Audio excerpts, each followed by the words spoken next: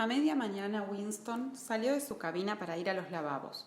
Una figura solitaria avanzaba hacia él desde el otro extremo del largo pasillo, brillantemente iluminado. Era la muchacha morena. Habían pasado 4 días desde la tarde en que se lo había encontrado cerca de la tienda. Al acercarse vio Winston que la joven llevaba en cabestrillo el brazo derecho. De lejos no se había fijado en ello, porque las vendas tenían el mismo color que el mono. Probablemente se habría aplastado la mano para hacer girar uno de los grandes calidoscopios donde se fabricaban los argumentos de las novelas. Era un accidente que ocurría con frecuencia en el departamento de la novela. Estaban separados todavía por 4 metros cuando la joven dio un traspié y se cayó de cara al suelo exhalando un grito de dolor. Por lo visto, había caído sobre el brazo herido. Winston se paró en seco. La muchacha logró ponerse de rodillas. Tenía la cara muy pálida y los labios, por contraste, más rojos que nunca. Clavó los ojos en Winston con una expresión desolada que más parecía de miedo que de dolor. Una curiosa emoción conmovió a Winston. Frente a él tenía la enemiga que procuraba su muerte. Frente a él también había una criatura humana que sufría y que quizás se hubiera partido el hueso de la nariz. Se acercó a ella instintivamente para ayudarla. Winston había sentido el dolor de ella en su propio cuerpo al verla caer con el brazo vendado. ¿Estás herida?, le dijo. No es nada, el brazo, estaré bien enseguida. Hablaba como si le saltara el corazón. Estaba temblando y palidísima. ¿No te has roto nada? No, estoy bien, me dolió un momento nada más. Le tendió a Winston su mano libre y él la ayudó a levantarse. Le había vuelto algo de color y parecía hallarse mucho mejor. No ha sido nada, repitió poco después. Lo que me dolió fue la muñeca. Gracias, camarada. Y sin más continuó en la dirección, que traía con paso tan vivo como si realmente no le hubiera sucedido nada. El incidente no había durado más de medio minuto. Era un hábito adquirido por instinto ocultar los sentimientos. Y además, cuando ocurrió aquello, se hallaban exactamente delante de una telepantalla. Sin embargo, a Winston le había sido muy difícil no traicionarse y manifestar una sorpresa momentánea, pues en los 2 o 3 segundos en que ayudó a la joven a levantarse, ésta le había deslizado algo en la mano. Evidentemente lo había hecho a propósito. Era un pequeño papel doblado. Al pasar por la puerta de los lavabos, se lo metió en el bolsillo. Mientras estuvo en el urinario, se las arregló para desdoblarlo dentro del bolsillo. Desde luego, tenía que haber algún mensaje en ese papel. Estuvo tentado de entrar en uno de los waters y leerlo allí, pero eso habría sido una locura. En ningún sitio vigilaban las telepantallas con más interés que en los retretes. Volvió a su cabina, sentóse, arrojó el pedazo de papel entre los demás de encima de la mesa, se puso las gafas y se acercó al hablescribe. Todavía 5 minutos, se dijo a sí mismo, por lo menos 5 minutos. Le galopaba el corazón en el pecho con aterradora velocidad. Afortunadamente, el trabajo que estaba realizando era de simple rutina, la rectificación de una larga lista de números, y no necesitaba fijar la atención. Las palabras contenidas en el papel tendrían con toda seguridad un significado político. Había 2 posibilidades, calculaba Winston. Una, la más probable, era que la chica fuera un agente de la policía del pensamiento, como él temía. No sabía por qué empleaba la policía del pensamiento este procedimiento para entregar sus mensajes, pero podía tener sus razones para ello. Lo escrito en el papel podía ser una amenaza, una orden de suicidarse, una trampa, pero había otra posibilidad, aunque Winston trataba de convencerse de que era una locura, que este mensaje no viniera de la policía del pensamiento, sino de alguna organización clandestina. Quizás existiera una hermandad, quizás fuera aquella muchacha uno de sus miembros. La idea era absurda, pero se le había ocurrido en el mismo instante en que sintió el roce del papel en su mano. Hasta unos minutos después no pensó en la otra posibilidad, mucho más sensata. E incluso ahora, aunque su cabeza le decía que el mensaje significaría probablemente la muerte, no acababa de creerlo y persistía en él la disparatada esperanza. Le latía el corazón y le costaba un gran esfuerzo conseguir que no le temblara la voz mientras murmuraba las cantidades en el hablescribe.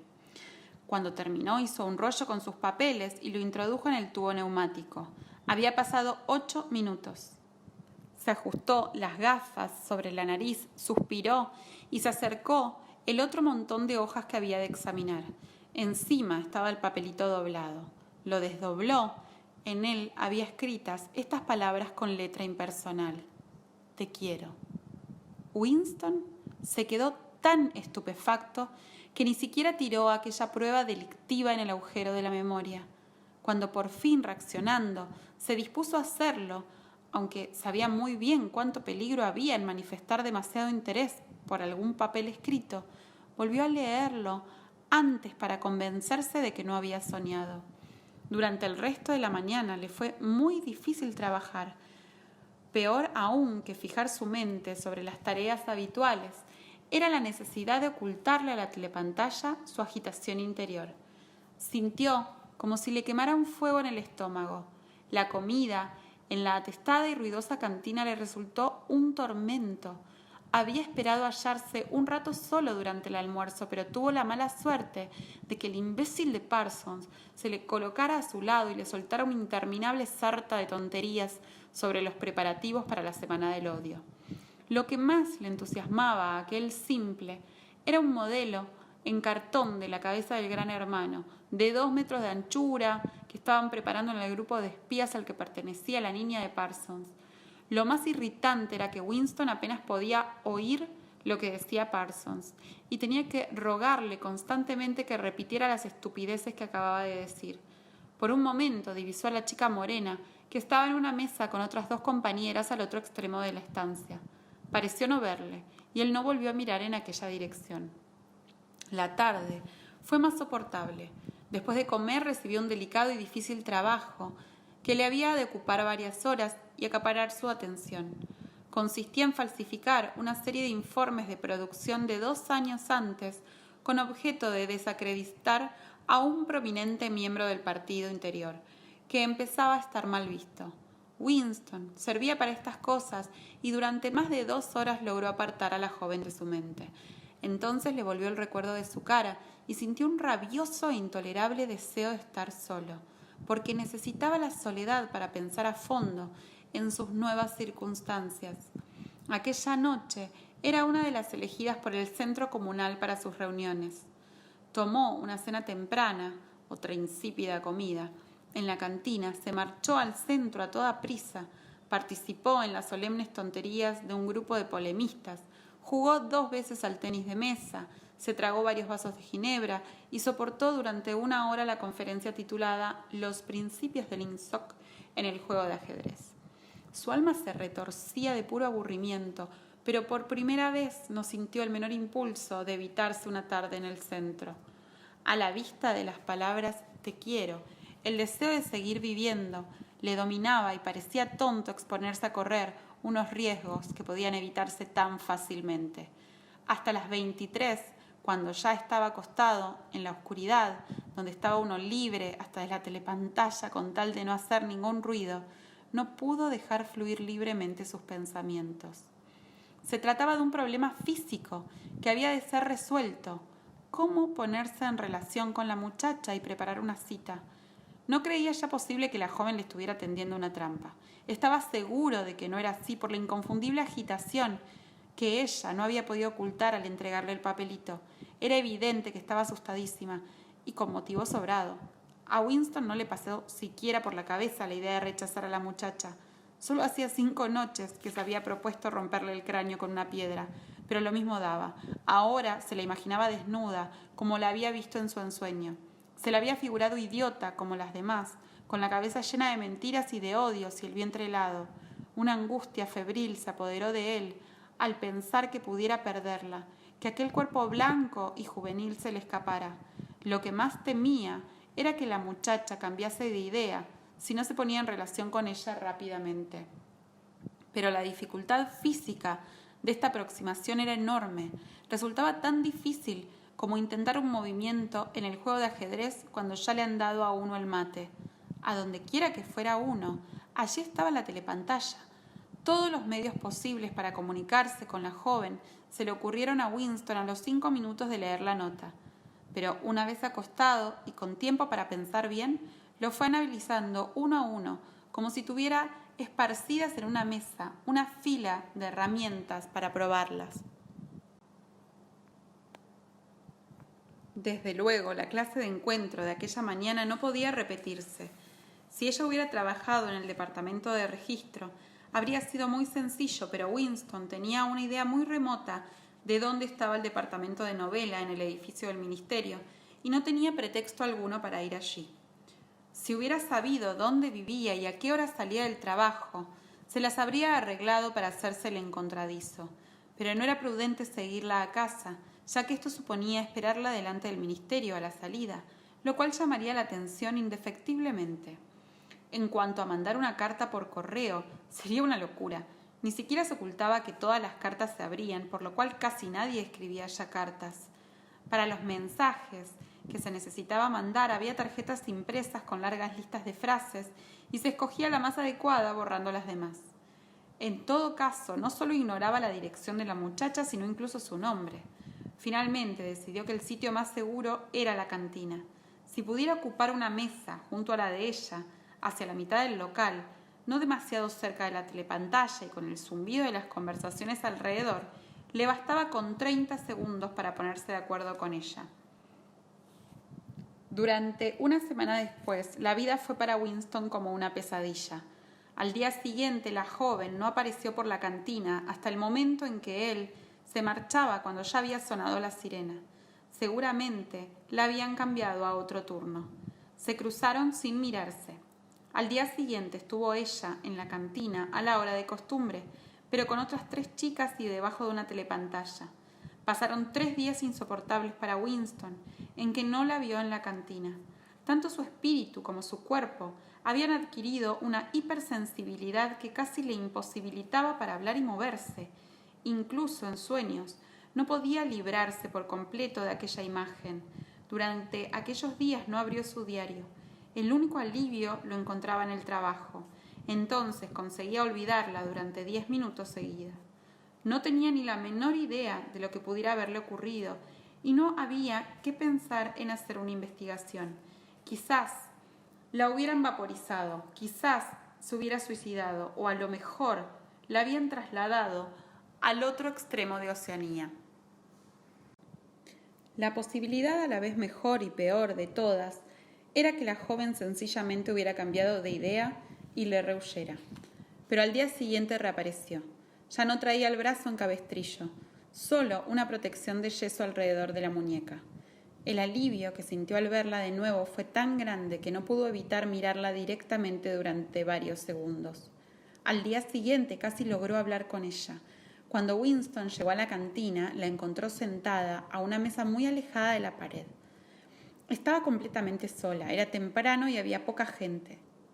La cola avanzó hasta que Winston se encontró casi junto al mostrador, pero se detuvo allí unos 2 minutos a causa de que alguien se quejaba de no haber recibido su pastilla de sacarina.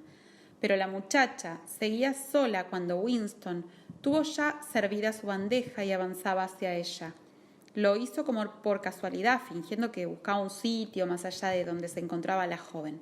Estaban separados todavía unos 3 metros. Bastaban 2 segundos para reunirse, pero entonces sonó una voz detrás de él. ¡Smith! Winston hizo como que no oía. Entonces la voz repitió más alto. ¡Smith! Era inútil hacerse el tonto. Se volvió.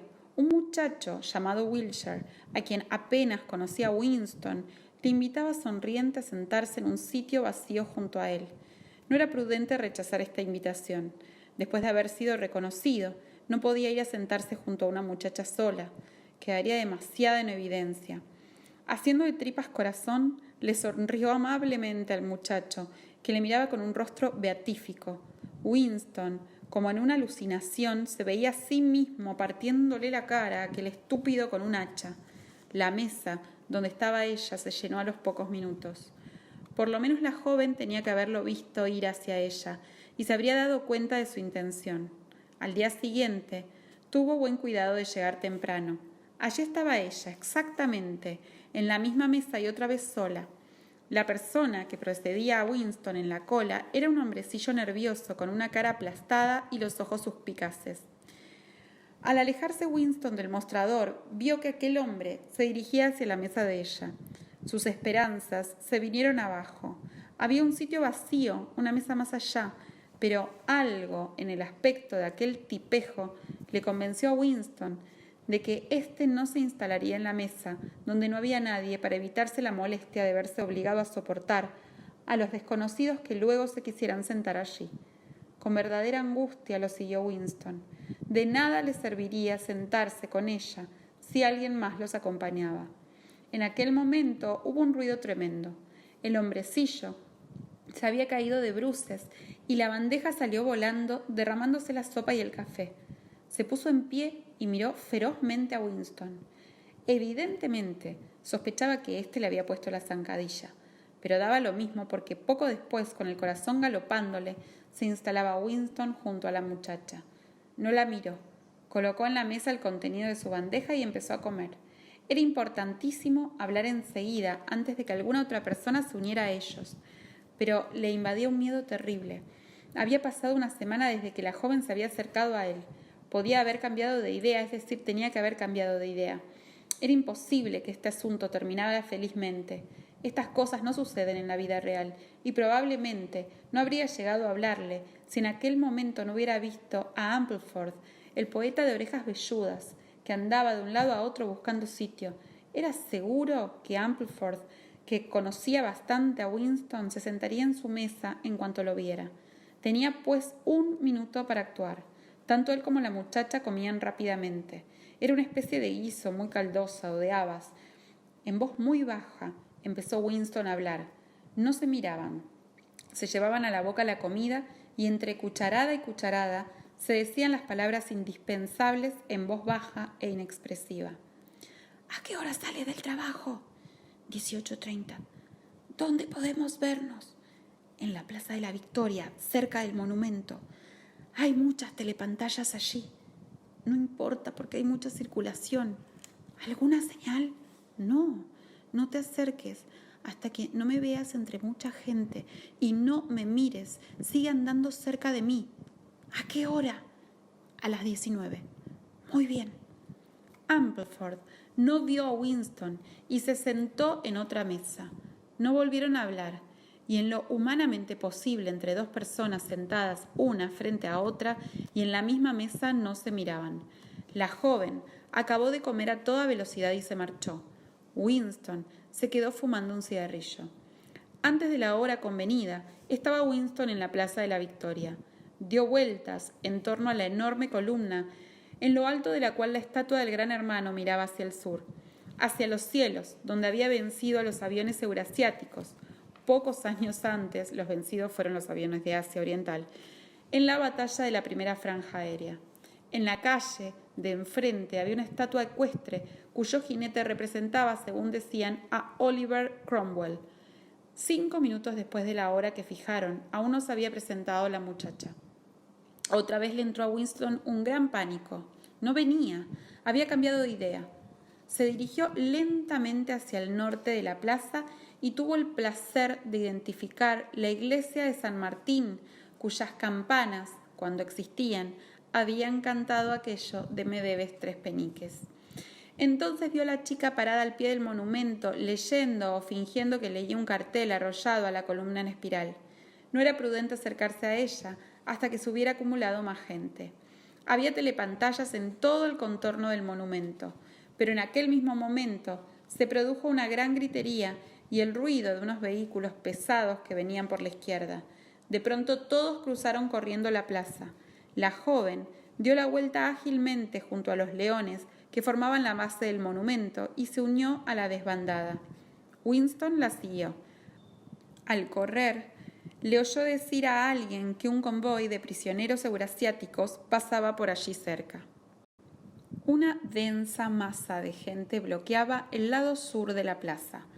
Winston, que normalmente era de esas personas que rehuyen todas las aglomeraciones, se esforzaba, esta vez a codazos y empujones, en abrirse paso hasta el centro de la multitud. Pronto estuvo a un paso de la joven, pero entre los dos había un corpulento prole y una mujer casi tan enorme como él, seguramente su esposa.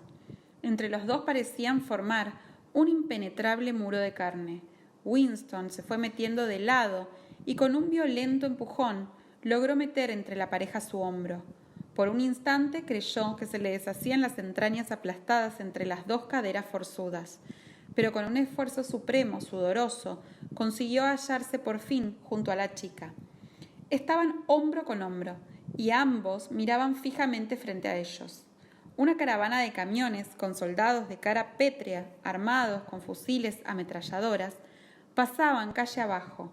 En los camiones, unos hombres pequeños de tez amarilla y harapientos uniformes verdosos formaban una masa compacta, tan apretados como iban. Sus tristes caras mongólicas miraban a la gente sin la menor curiosidad. De vez en cuando se oían ruidos metálicos al dar un brinco a alguno de los camiones. Este ruido lo producían los grilletes que llevaban los prisioneros en los pies. Pasaron muchos camiones con la misma carga y los mismos rostros indiferentes. Winston conocía de sobra el contenido, pero solo podía verlos intermitentemente. La muchacha apoyaba el hombro y el brazo derecho hasta el codo contra el costado de Winston. Sus mejillas estaban tan próximas que casi se tocaban. Ella se había puesto inmediatamente a tono con la situación, lo mismo que lo había hecho en la cantina. Empezó a hablar con la misma voz inexpresiva, moviendo apenas los labios. Era un leve murmullo, apagado por las voces y el estruendo del desfile. ¿Me oyes? Sí. ¿Puedes salir el domingo? Sí. Entonces escucha bien, no lo olvides. Irás a la estación de Paddington. Con una precisión casi militar que asombró a Winston, la chica le fue describiendo la ruta que había de seguir. Un viaje de media hora en tren, torcer luego a la izquierda al salir de la estación, después de 2 kilómetros por carretera, y al llegar por un portillo al que le faltaba una barra, entrar por él y seguir por aquel sendero, cruzando hasta una extensión de césped. De allí partía una vereda entre arbustos, por fin un árbol derribado y cubierto de musgo. Era como si tuviese un mapa dentro de la cabeza. ¿Te acordarás?, murmuró al terminar sus indicaciones. Sí. Tuerces a la izquierda, luego a la derecha y otra vez a la izquierda, y al portillo le falta una barra. Sí. ¿A qué hora? Hacia las 15. A lo mejor tienes que esperar, yo llegaré por otro camino. ¿Te acordarás bien de todo? Sí.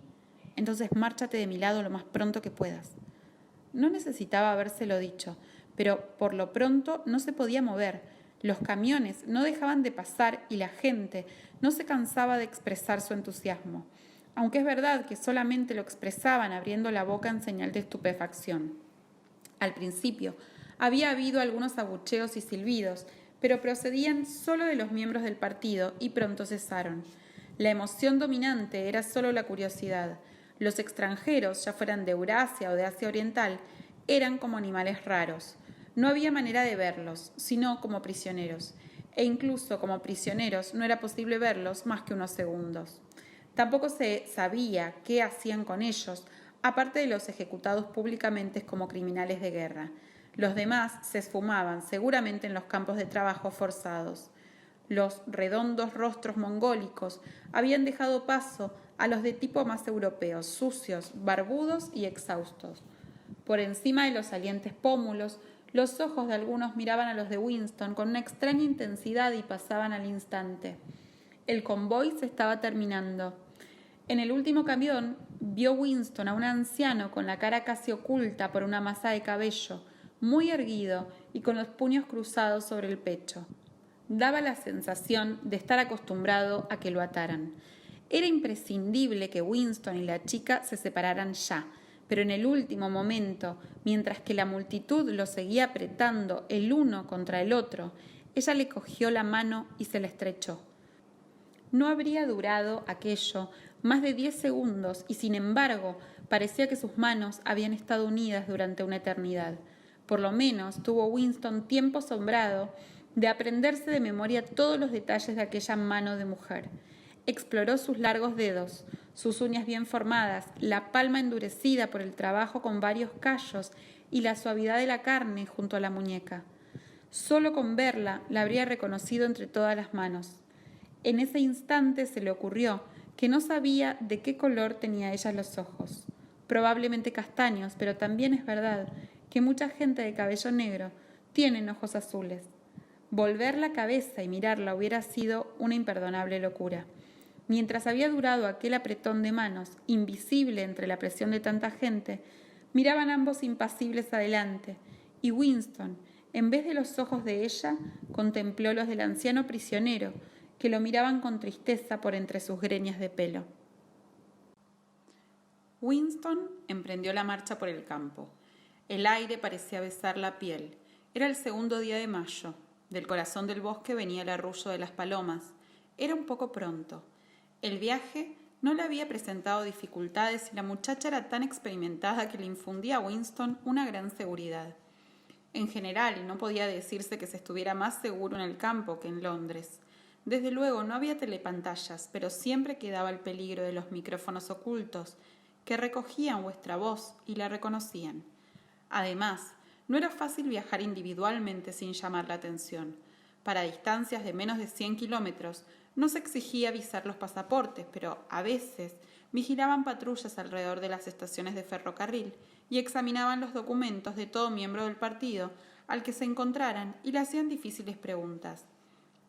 Sin embargo, Winston tuvo la suerte de no encontrar patrullas, y desde que salió de la estación se aseguró, mirando de vez en cuando cautamente hacia atrás, de que no lo seguían. El tren iba lleno de proles con aire de vacaciones, quizás porque el tiempo parecía de verano. El vagón en que viajaba Winston llevaba asientos de madera y su compartimiento estaba ocupado casi por completo con una única familia, desde la abuela muy vieja y sin dientes hasta un niño de 1 mes. Iban a pasar la tarde con unos parientes en el campo y, como le explicaron con toda libertad a Winston, para adquirir un poco de mantequilla en el mercado negro. Por fin llegó a la vereda que le había dicho ella y siguió por allí entre los arbustos.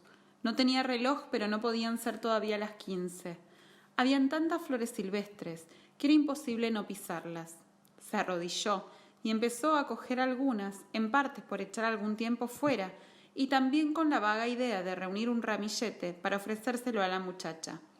Pronto formó un gran ramo y estaba oliendo su enfermizo aroma cuando se quedó helado al oír el inconfundible crujido de unos pasos tras él sobre las ramas secas. Siguió cogiendo florecillas. Era lo mejor que podía hacer. Quizás fuese la chica, pero también pudieran haberlo seguido. Mirar para atrás era mostrarse culpable. Todavía le dio tiempo de coger 2 flores más. Una mano se le posó levemente sobre el hombro. Levantó la cabeza. Era la muchacha. Esta volvió la cabeza para prevenirle de que siguiera callado. Luego apartó las ramas de los arbustos para abrir paso hacia el bosque.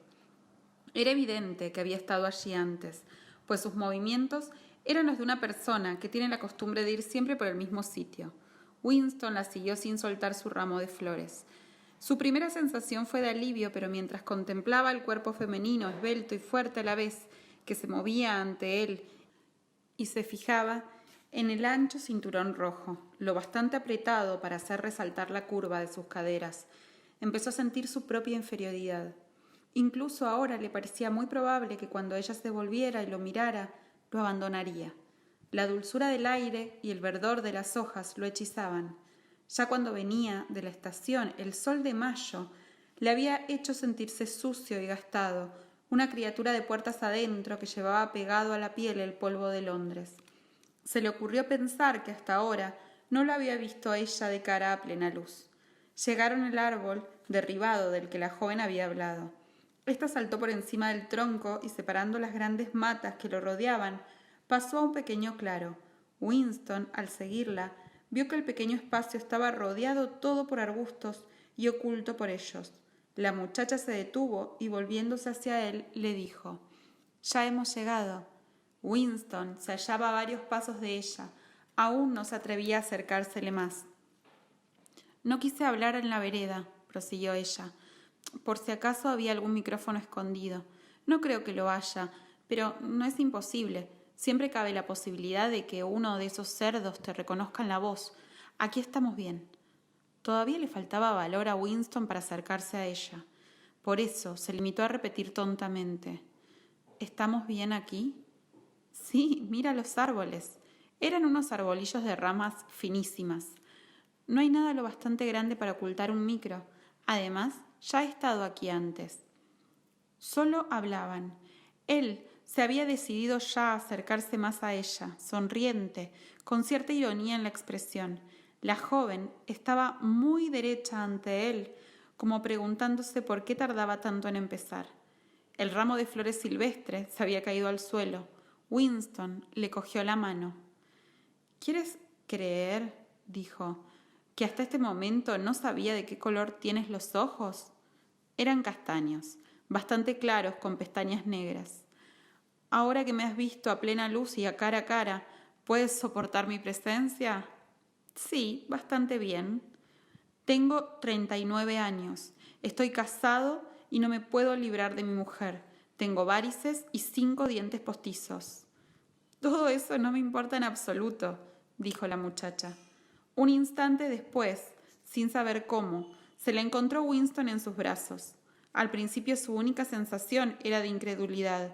El juvenil cuerpo se apretaba contra el suyo y la masa de cabello negro le daba en la cara, y aunque le pareciera increíble, le acercaba su boca y él la besaba. Sí, estaba besando aquella boca grande y roja. Ella le echó los brazos al cuello y empezó a llamarle querido, amor mío, precioso. Winston la tendió en el suelo. Ella no se resistió. Podía hacer con ella lo que quisiera, pero la verdad era que no sentía ningún impulso físico, ninguna sensación aparte de la del abrazo. Le dominaban la incredulidad y el orgullo. Se alegraba de que esto ocurriera, pero no tenía deseo físico alguno. Era demasiado pronto. La juventud y la belleza de aquel cuerpo le habían asustado. Estaba demasiado acostumbrado a vivir sin mujeres. Quizás fuera por alguna de estas razones, o quizás por alguna otra desconocida. La joven se levantó y se sacudió del cabello una florecilla que se le había quedado prendida en él. Sentóse junto a él y le rodeó la cintura con su brazo. No te preocupes, querido, no hay prisa, tenemos toda la tarde. ¿Verdad que es un escondite magnífico? Me perdí una vez en una excursión colectiva y descubrí este lugar. Si viniera alguien, lo iríamos a 100 metros. ¿Cómo te llamas?, dijo Winston. Julia. Tu nombre ya lo conozco, Winston. Winston Smith. ¿Cómo te enteraste? Creo que tengo más habilidad que tú para descubrir cosas, querido. Dime, ¿qué pensaste de mí antes de darte aquel papelito? Winston no tuvo ni la menor tentación de mentirle. Era una especie de ofrenda amorosa empezar confesando lo peor. Te odiaba. Quería abusar de ti y luego asesinarte. Hace 2 semanas pensé seriamente romperte la cabeza con una piedra. Si quieres saberlo, te diré que te creía en relación con la policía del pensamiento. La muchacha se reía encantada, tomando aquello como un piropo por lo bien que se había disfrazado. La policía del pensamiento, ¡qué ocurrencia! No es posible que lo creyeras. Bueno, quizás no fuera exactamente eso, pero por tu aspecto, quizás por tu juventud y por lo saludable que eres. En fin, ya comprendes, creí que probablemente pensaste que era una excelente afiliada, pura en palabras y en hechos. Estandartes, desfiles, consignas, excursiones colectivas y todo eso. Y creíste que a las primeras de cambio te denunciaría como criminal mental y haría que te mataran. Sí, algo así. Ya sabes que muchas chicas son de ese modo. La culpa la tiene esa porquería, dijo Julia, quitándose el cinturón rojo de la liga antisex y tirándolo a una rama, donde quedó colgado. Luego, como si al tocarse la cintura le hubiera recordado algo, sacó del bolsillo de su mono una tableta de chocolate. La partió por la mitad y le dio a Winston uno de los pedazos. Antes de probarlo, ya sabía él por el color que era un chocolate muy poco frecuente. Era oscuro y brillante, envuelto en papel de plata. El chocolate corrientemente era de un color castaño claro y se desmigajaba con gran facilidad. Y en cuanto a su sabor, era algo así como el del humo de la goma quemada. Pero alguna vez había probado chocolate, como el que ella le daba ahora. Su aroma le había despertado recuerdos que no podía localizar, pero que lo torturaban intensamente. ¿Dónde encontraste esto?, dijo. En el mercado negro, dijo ella con indiferencia. Yo me las arreglo bastante bien. Fui jefe de sección en Los Espías. Trabajo voluntariamente 3 tardes a la semana en la Liga Juvenil Antisex. Me he pasado horas y horas desfilando por Londres. Siempre soy yo la que lleva uno de los estandartes. Pongo muy buena cara y nunca intento librarme de una lata. Mi lema es: grita siempre con los demás. Es el único modo de estar seguros. El primer trocito de chocolate se le había derretido a Winston en la lengua. Su sabor era delicioso, pero le seguía rodando aquel recuerdo que no podía fijar, algo así como un objeto visto por el rabillo del ojo. Hizo por librarse de él, quedándole la sensación de que se trataba de algo que él había hecho en tiempos y que hubiera preferido no haber hecho. «Eres muy joven», dijo. «Debes de ser unos 10 o 15 años más joven que yo. ¿Qué has podido ver en un hombre como yo que te haya atraído?»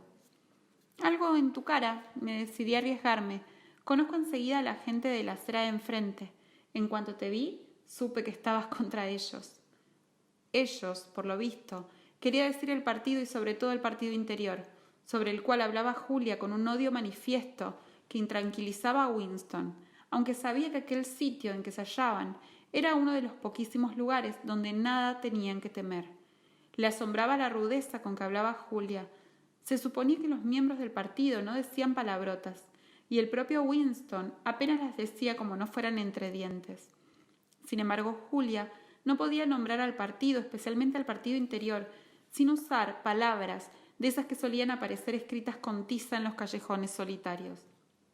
A él no les disgustaba eso, puesto que era un síntoma de la rebelión de la joven contra el partido y sus métodos, y semejante actitud resultaba natural y saludable, como el estornudo de un caballo que huele mala avena.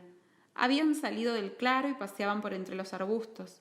Iban cogidos de la cintura siempre que tenían sitio suficiente para pasar los dos juntos. Notó que la cintura de Julia resultaba mucho más suave ahora que se había quitado el cinturón. Seguían hablando en voz muy baja. Fuera del claro, dijo Julia, era mejor ir con prudencia.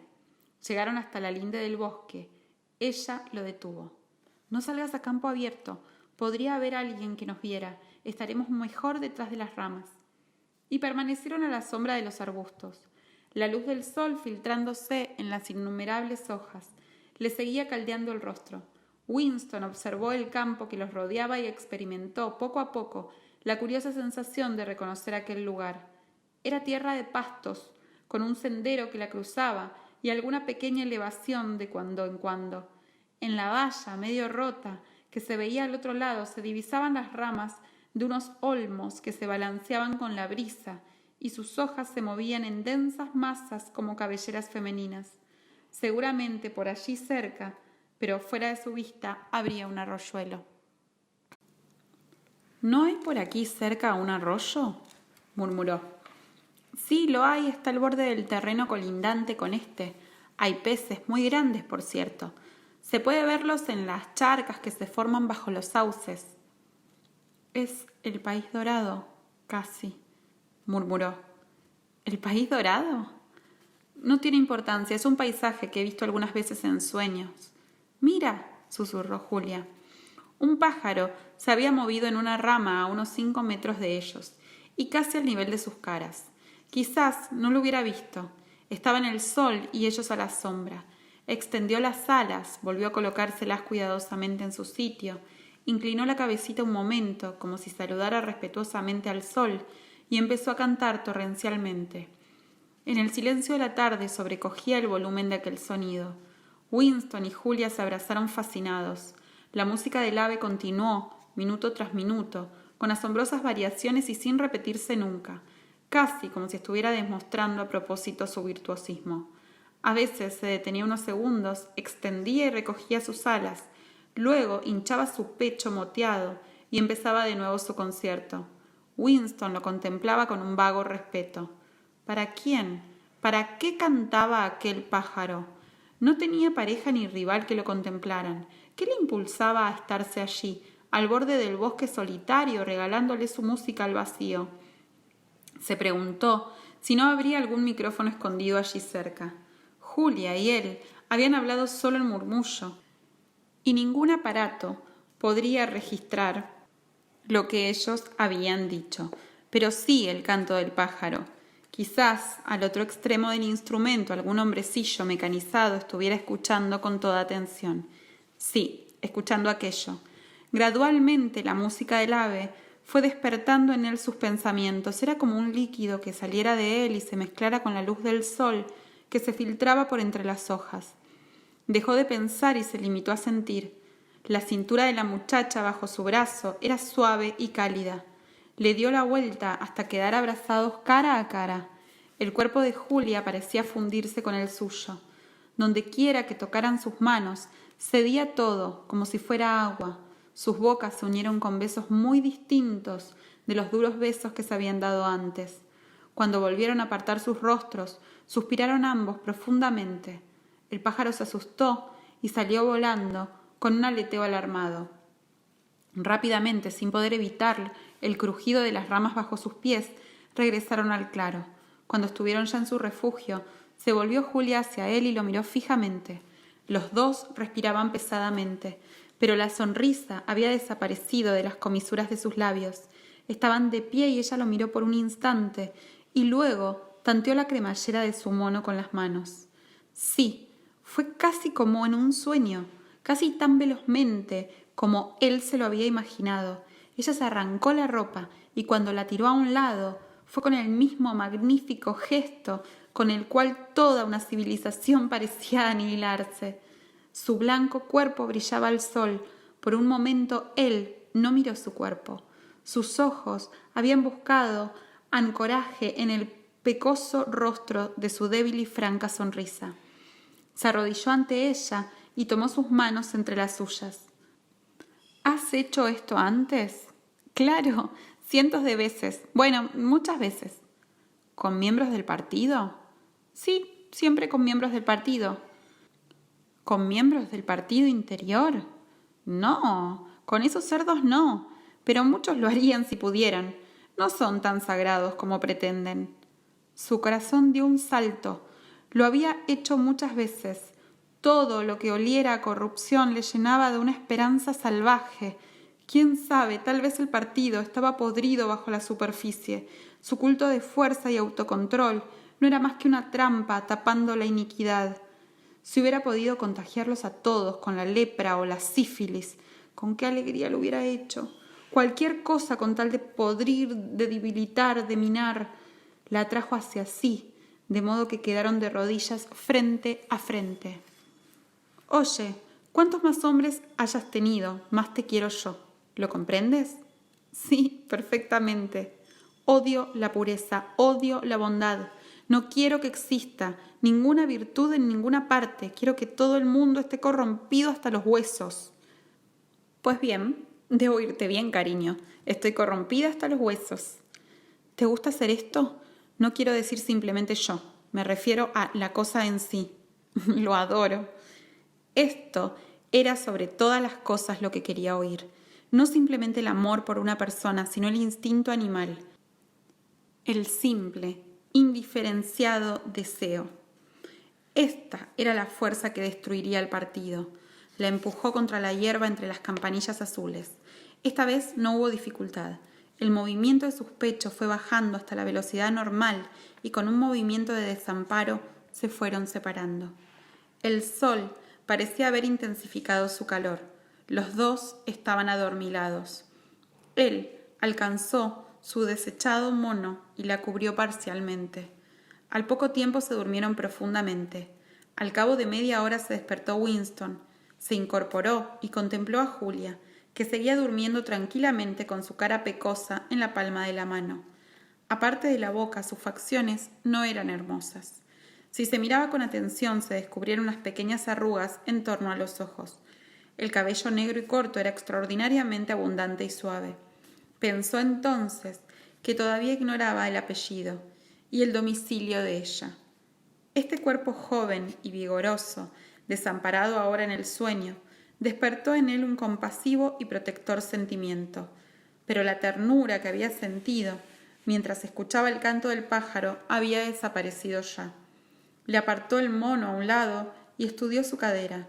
En los viejos tiempos, pensó, un hombre miraba el cuerpo de una muchacha y veía que era deseable, y aquí se acababa la historia. Pero ahora no se podía sentir amor puro o deseo puro. Ninguna emoción era pura. porque todo estaba mezclado con el miedo y el odio. Su abrazo había sido una batalla, el clímax una victoria, era un golpe contra el partido, era un acto político. «Podemos volver a este sitio», propuso Julia.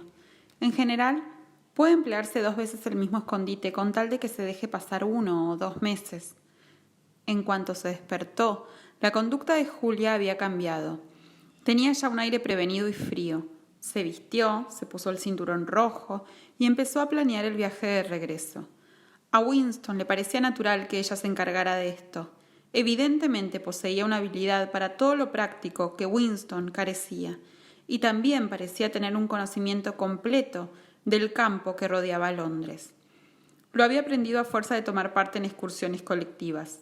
La ruta que le señaló era por completo distinta de la que él había seguido al venir, y le conducía a otra estación. «Nunca hay que regresar por el mismo camino de ida», sentenció ella, como si expresara un importante principio general. Ella partiría antes y Winston esperaría media hora para emprender la marcha a su vez. Había nombrado Julia un sitio donde podían encontrarse después de trabajar 4 días más tarde. Era una calle en uno de los barrios más pobres, donde había un mercado con mucha gente y ruido. Estaría por allí, entre los puestos, como si buscara cordones para los zapatos o hilos de coser.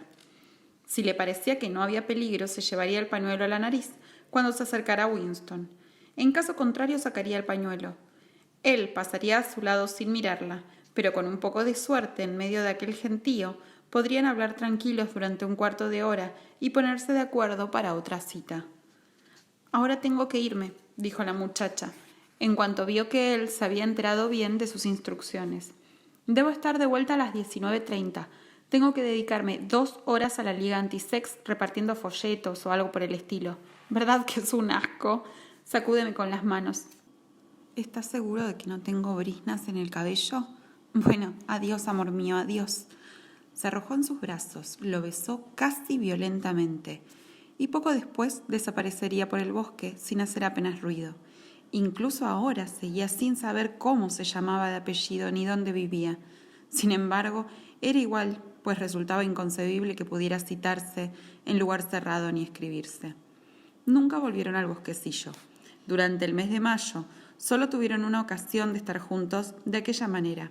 Fue en otro escondite que conocía a Julia, el campanario de una ruinosa iglesia en una zona casi desierta, donde una bomba atómica había caído 30 años antes. Era un buen escondite, una vez que se llegaba allí, pero era muy peligroso el viaje. Aparte de eso, se vieron por las calles en un sitio diferente cada tarde, y nunca más de media hora cada vez. En la calle era imposible hablarse de cierta manera.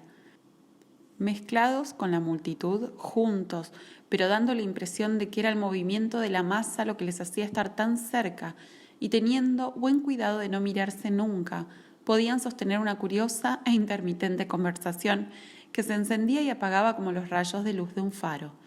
En cuanto se aproximaba un uniforme del partido o caían cerca de una telepantalla, se callaban inmediatamente y reanudaban la conversación minutos después, empezando la mitad de una frase que habían dejado sin terminar, y luego volvían a cortar en seco cuando les llegaba el momento de separarse.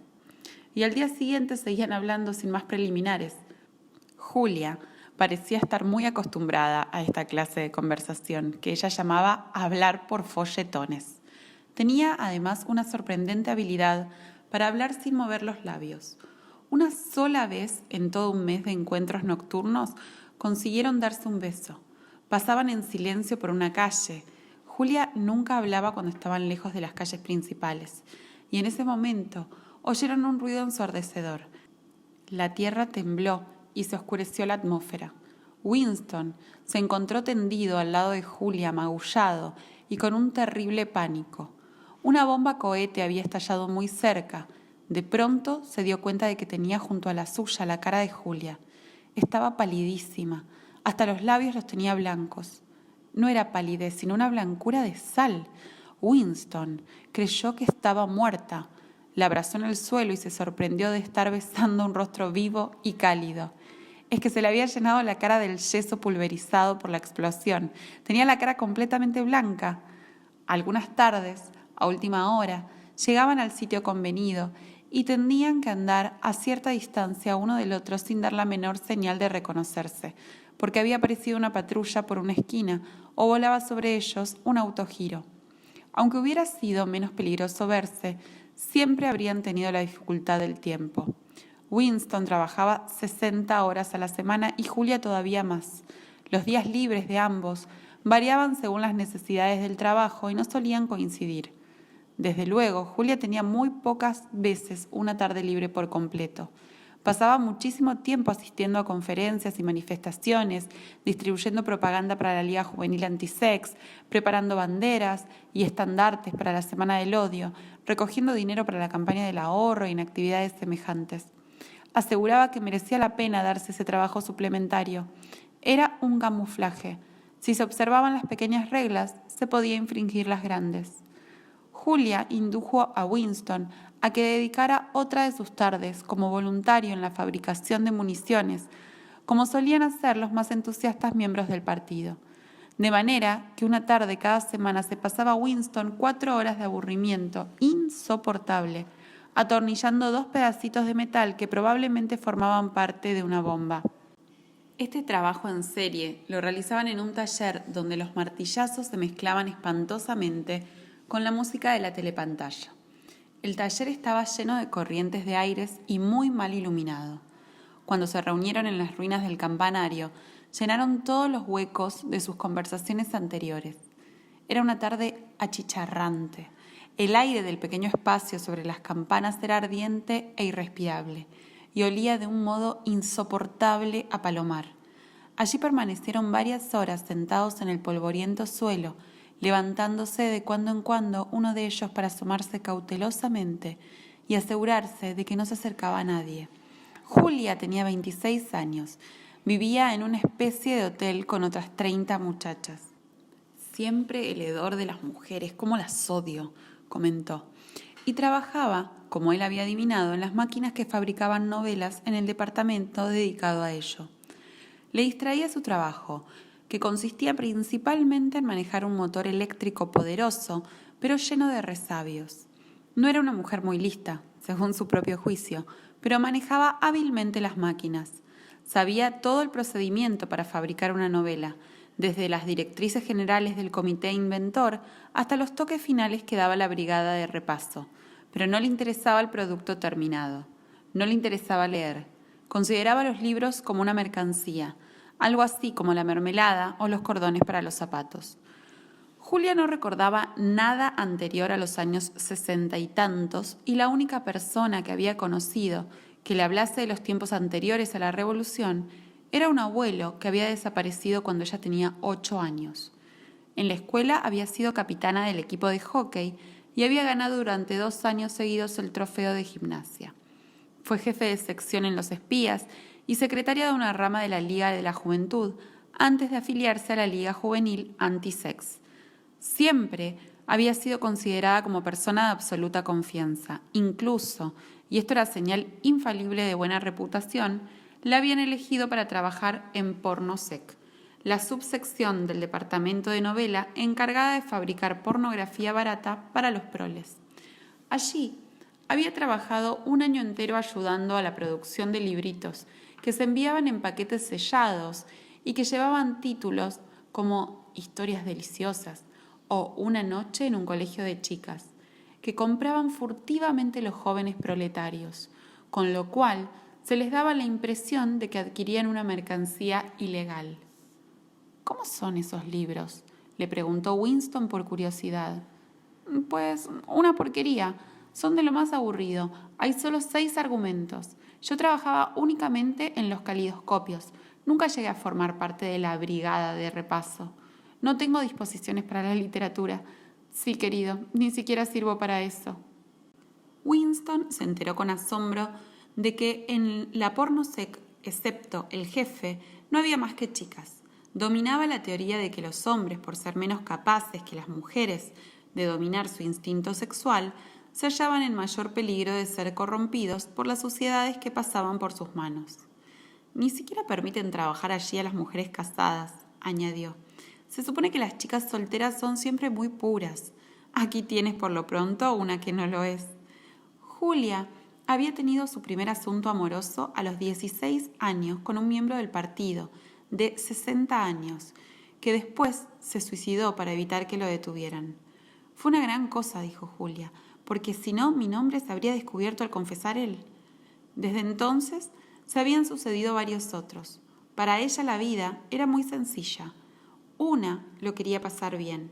Ellos, es decir, el partido, trataban de evitarlo por todos los medios, y una procuraba burlar las prohibiciones de la mejor manera posible.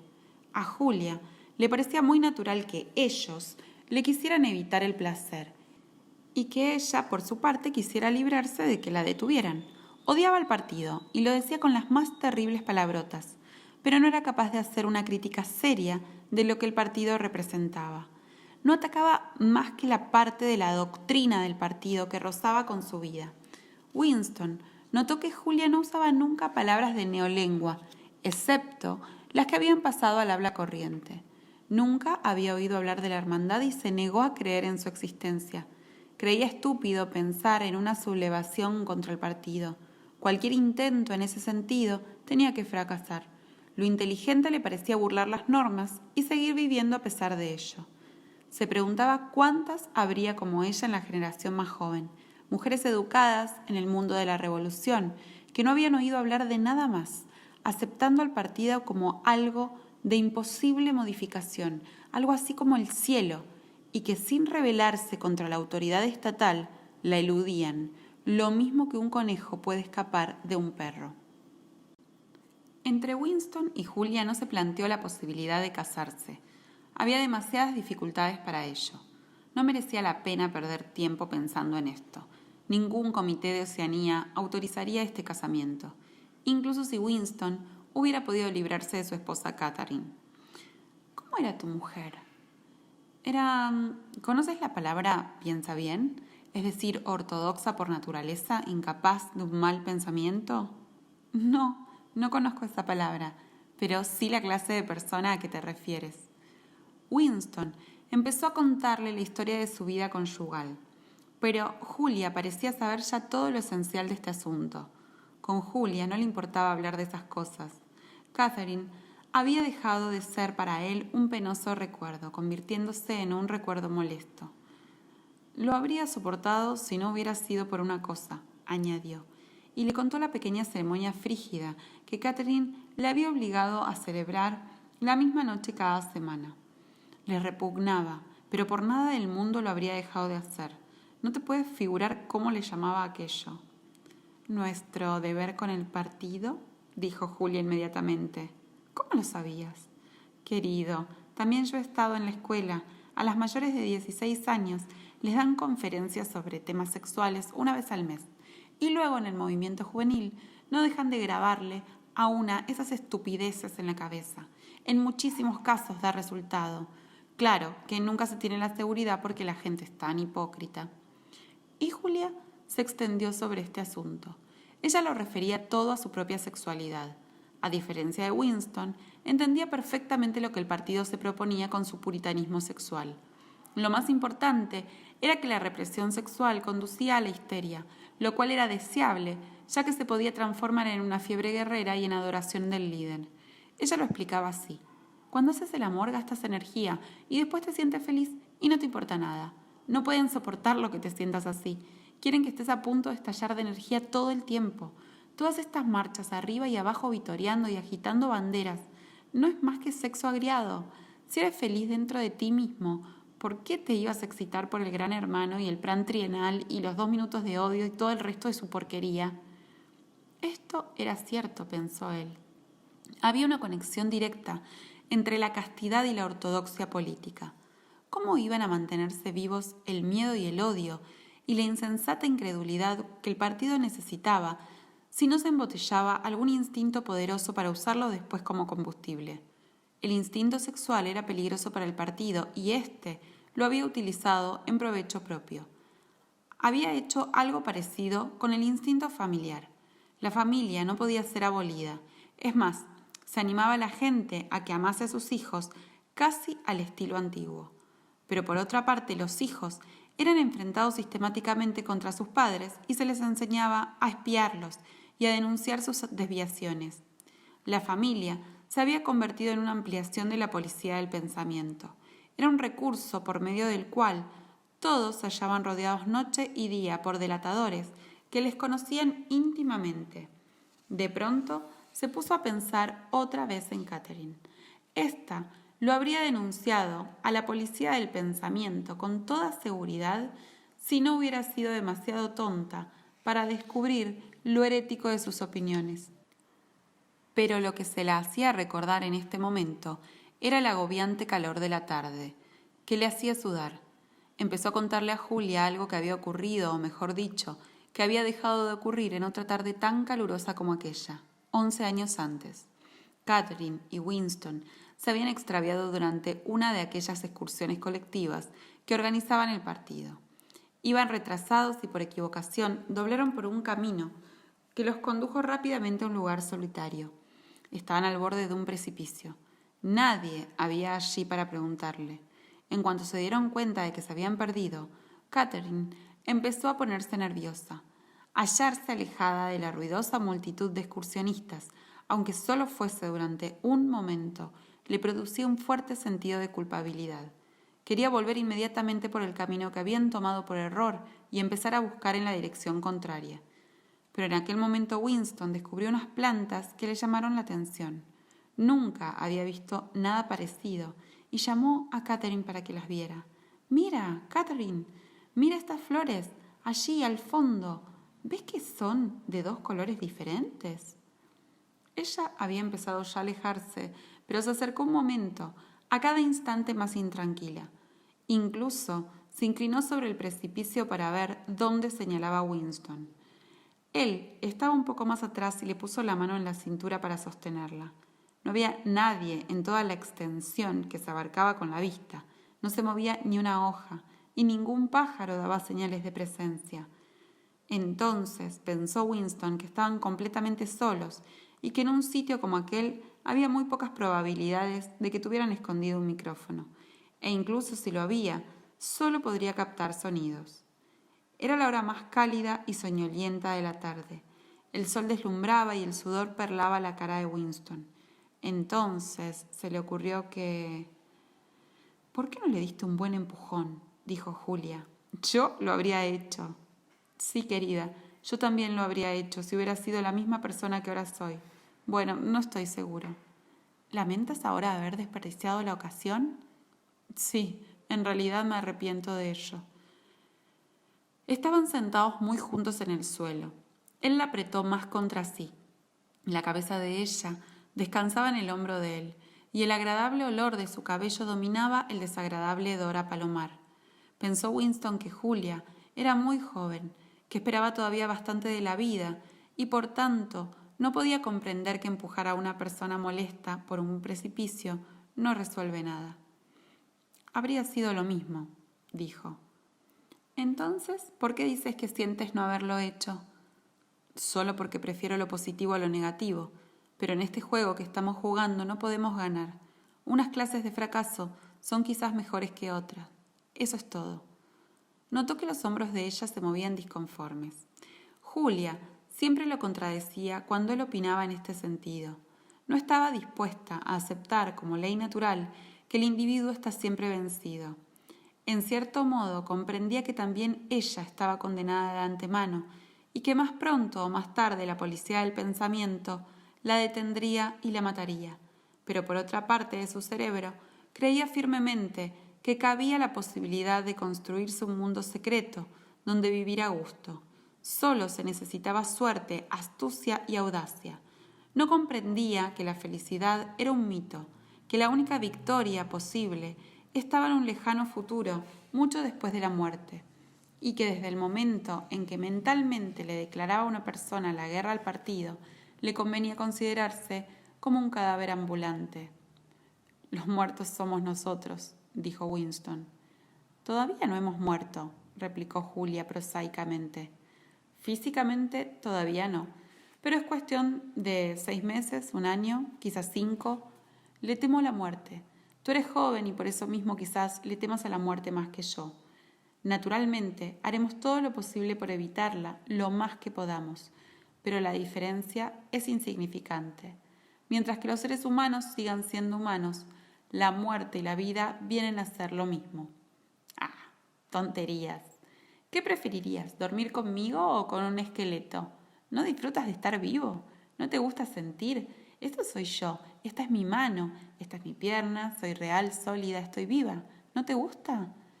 Ella se dio la vuelta y apretó su pecho contra él. Podía sentir sus senos maduros pero firmes a través de su mono. Su cuerpo parecía traspasar su juventud y vigor hacia él. Sí, me gusta, dijo Winston.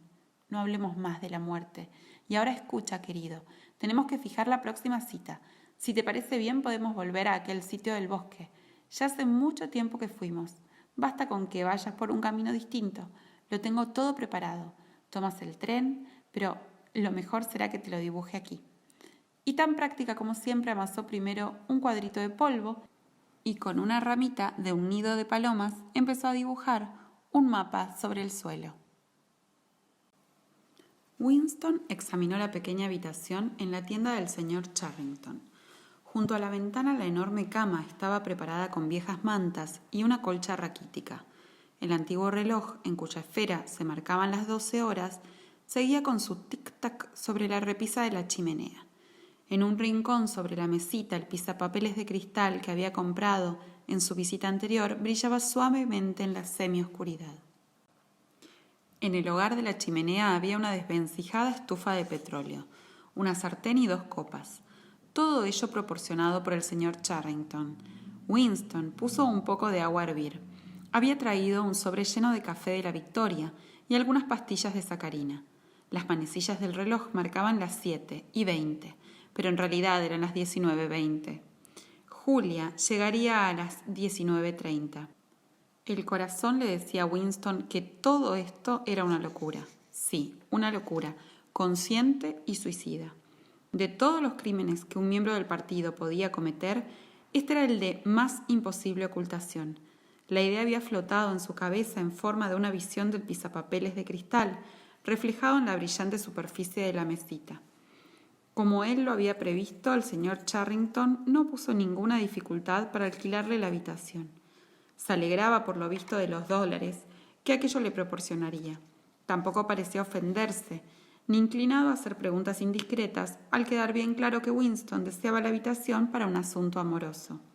Al contrario, se mantenía siempre a una discreta distancia y con un aire tan delicado que daba la impresión de haberse hecho invisible en parte.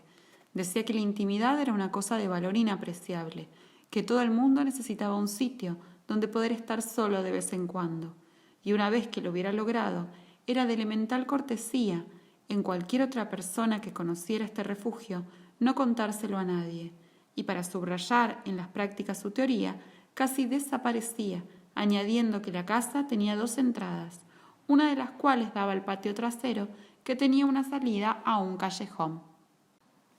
Alguien cantaba bajo la ventana. Winston se asomó por detrás de los visillos.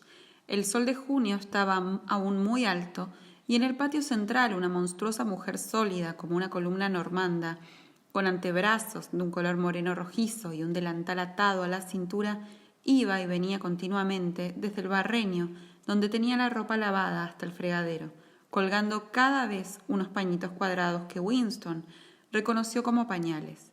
Cuando la boca de la mujer no estaba impedida por pinzas para tender, cantaba con poderosa voz de contraalto. Era solo una ilusión sin esperanza que pasó como un día de abril, pero aquella mirada, aquella palabra y los ensueños que despertaron me robaron el corazón. Esta canción obsesionaba a Londres desde hacía muchas semanas. Era una de las producciones de una subsección del Departamento de Música con destino a los proles. La letra de estas canciones se componía sin intervención humana en absoluto, valiéndose de un instrumento llamado versificador. Pero la mujer la cantaba con tan buen oído que el horrible sonsonete se había convertido en unos sonidos casi agradables.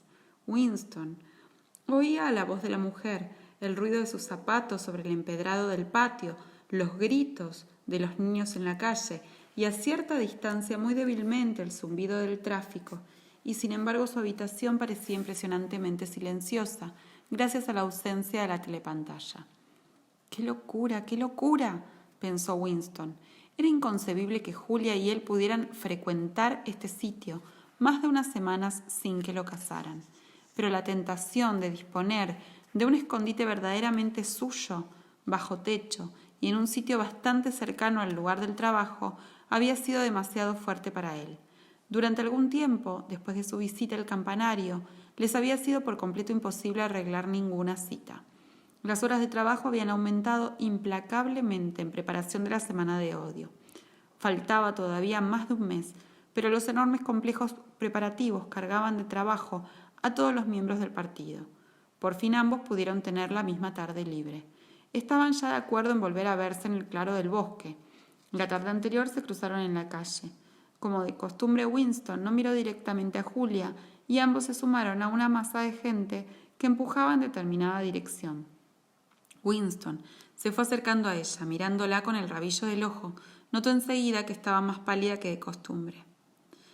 «Lo de mañana no es posible», murmuró Julia en cuanto creyó prudente poder hablar. «¿Qué?» «Que mañana no podré ir». La primera reacción de Winston fue de violenta irritación. Durante el mes que la había conocido, la naturaleza de su deseo por ella había cambiado. Al principio había habido muy poca sensualidad real. Su primer encuentro amoroso había sido un acto de voluntad, pero después de la segunda vez había sido distinto. El olor de su pelo, el sabor de su boca, el tacto de su piel parecían habérsele metido dentro o estar en el aire que lo rodeaba. Se había convertido en una necesidad física, algo que no solamente quería, sino sobre lo que a la vez tenía derecho. Cuando ella dijo que no podía venir, había sentido como si lo estafaran, pero en aquel momento la multitud los aplastó uno contra el otro, y sus manos se unieron, y ella le acarició los dedos de un modo que no despertaba su deseo, sino su afecto. Una honda ternura que no había sentido hasta entonces por ella se apoderó súbitamente de él. Le hubiera gustado en aquel momento llevar ya 10 años casado con Julia. Deseaba intensamente poderse pasear con ella por las calles, pero no como ahora lo hacía, sino abiertamente, sin miedo alguno, hablando trivialidades y comprando los pequeños objetos necesarios para la casa. Deseaba sobre todo vivir con ella en un sitio tranquilo, sin sentirse obligado a acostarse cada vez que conseguían reunirse. No fue en aquella ocasión precisamente, sino al día siguiente, cuando se le ocurrió la idea de alquilar la habitación del señor Charrington. Cuando se lo propuso a Julia, ésta aceptó inmediatamente. Ambos sabían que era una locura. Era como si avanzaran a propósito hacia sus tumbas. Mientras le esperaba sentado al borde de la cama, volvió a pensar en los sótanos del Ministerio del Amor. Era notable cómo entraba y salía en la conciencia de todos aquel predestinado horror. Allí estaba, clavado en el futuro, precediendo a la muerte con tanta inevitabilidad como el 99 precede al 100. No se podía evitar, pero quizás se pudiera aplazar, y sin embargo, de cuando en cuando, por un consciente acto de voluntad, se decidía uno a acortar el intervalo, a precipitar la llegada de la tragedia. En este momento sintió Winston unos pasos rápidos en la escalera. Julia irrumpió en la habitación. Llevaba una bolsa de lona oscura y vasta como la que solía llevar al ministerio. Winston le tendió los brazos, pero ella apartóse nerviosa, en parte porque le estorbaba la bolsa llena de herramientas. «Un momento», dijo, «deja que te enseñe lo que traigo. ¿Trajiste ese asqueroso café de la Victoria? Ya me lo figuré. Puedes tirarlo porque no lo necesitaremos. Mira».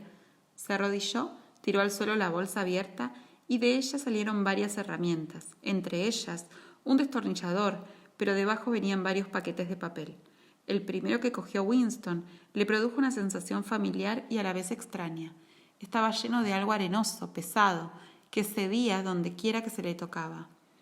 «No será azúcar, ¿verdad?», dijo asombrado. «Azúcar de verdad, no sacarina, sino verdadero azúcar. Y aquí tienes un magnífico pan blanco, no esas porquerías que nos dan, y un bote de mermelada. Y aquí tienes un bote de leche condensada, Pero fíjate en esto, estoy orgullosísima de haberlo conseguido. Tuve que envolverlo con tela de saco para que no se conociera porque... Pero no necesitaba explicarle por qué lo había envuelto con tanto cuidado. El aroma que despedía aquello llenaba la habitación. Un olor exquisito que parecía emanado de su primera infancia, el olor que solo se percibía ya de vez en cuando al pasar por un corredor y antes de que le cerraran a uno la puerta violentamente. Ese olor que se difundía misteriosamente por una calle llena de gente y que desaparecía al instante. «Es café», murmuró Winston, «café de verdad». «Es café del partido interior, 1 kilo», dijo Julia. «¿Cómo te las arreglaste para conseguir todo esto?» «Son provisiones del partido interior. Esos cerdos no se privan de nada. Pero claro está, los camareros, las criadas y la gente que los rodea cogen cosas de vez en cuando. Y mira, también te traigo un paquetito de té». Winston se había sentado junto a ella en el suelo. Abrió un pico del paquete y lo olió. «Está auténtico». «Últimamente ha habido mucho té. Han conquistado la India o algo así», dijo Julia vagamente. «Pero, escucha, querido, quiero que te vuelvas de espalda unos minutos. Siéntate en el lado de allá de la cama. No te acerques demasiado a la ventana. Y no te vuelvas hasta que te lo diga». Winston le obedeció y se puso a mirar abstraído por los visillos de muselina. Abajo, en el patio, la mujer de los rojos antebrazos seguía yendo y viniendo entre el lavadero y el tendedero. Se quitó 2 pinzas más de la boca y cantó con mucho sentimiento. «Dicen que el tiempo lo cura todo, dicen que siempre se olvida, pero las sonrisas y lágrimas a lo largo de los años me retuercen el corazón». Por lo visto, se sabía la canción de memoria. Su voz subía a la habitación en el cálido aire estival, bastante armoniosa y cargada de una especie de feliz melancolía.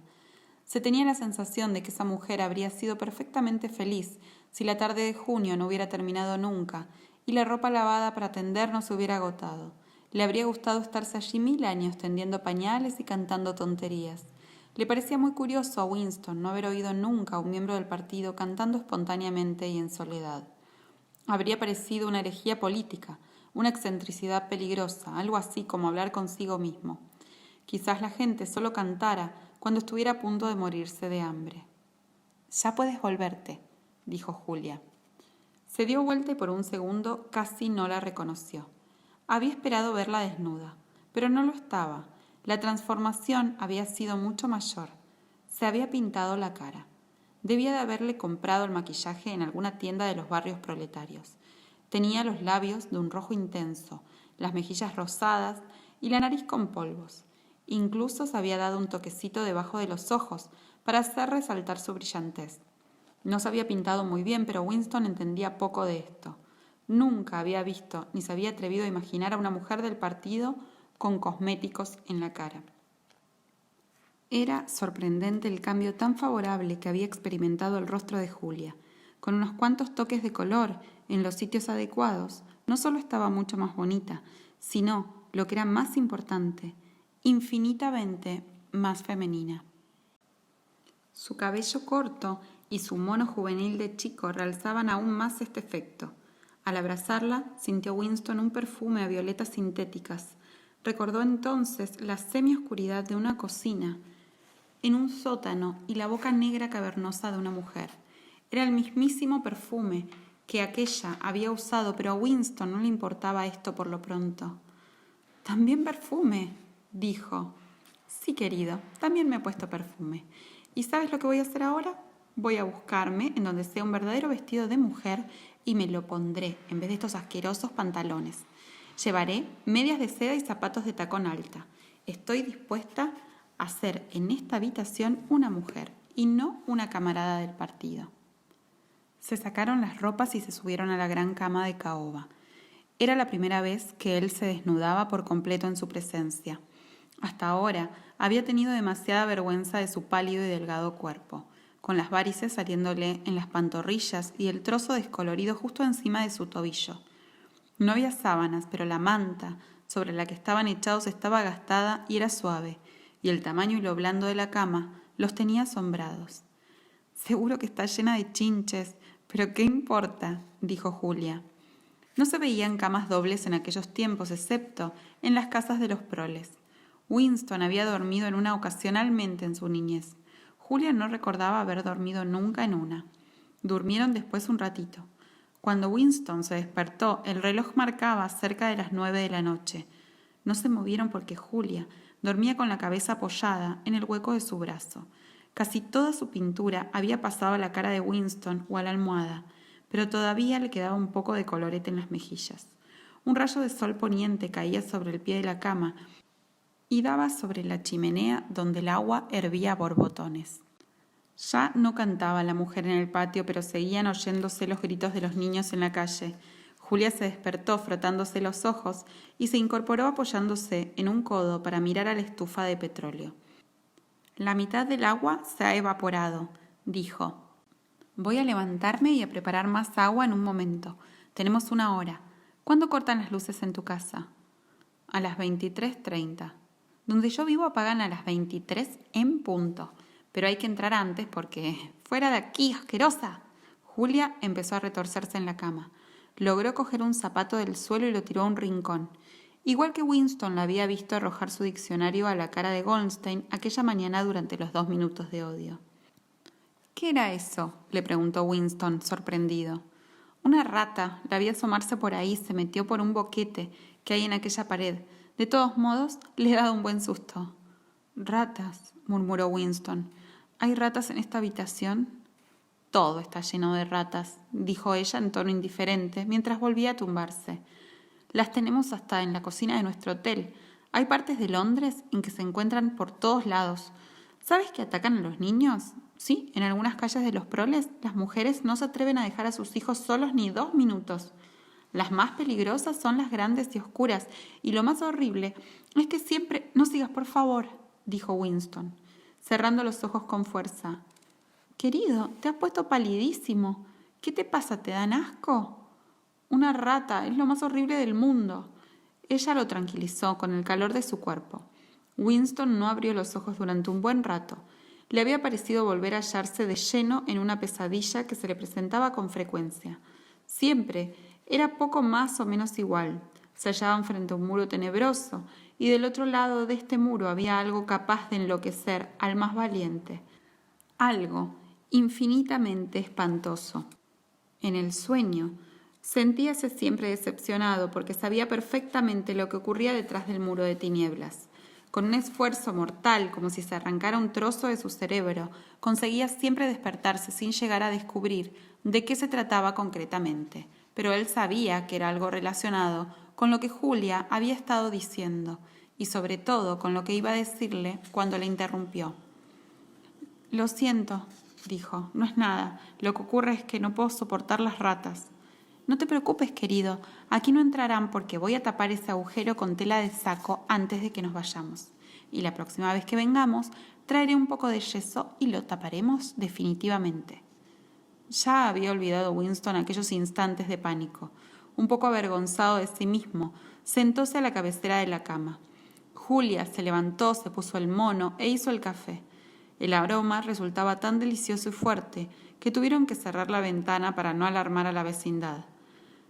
Pero mejor aún que el sabor del café era la calidad que le daba el azúcar, una finura sedosa que Winston casi había olvidado después de tantos años de sacarina.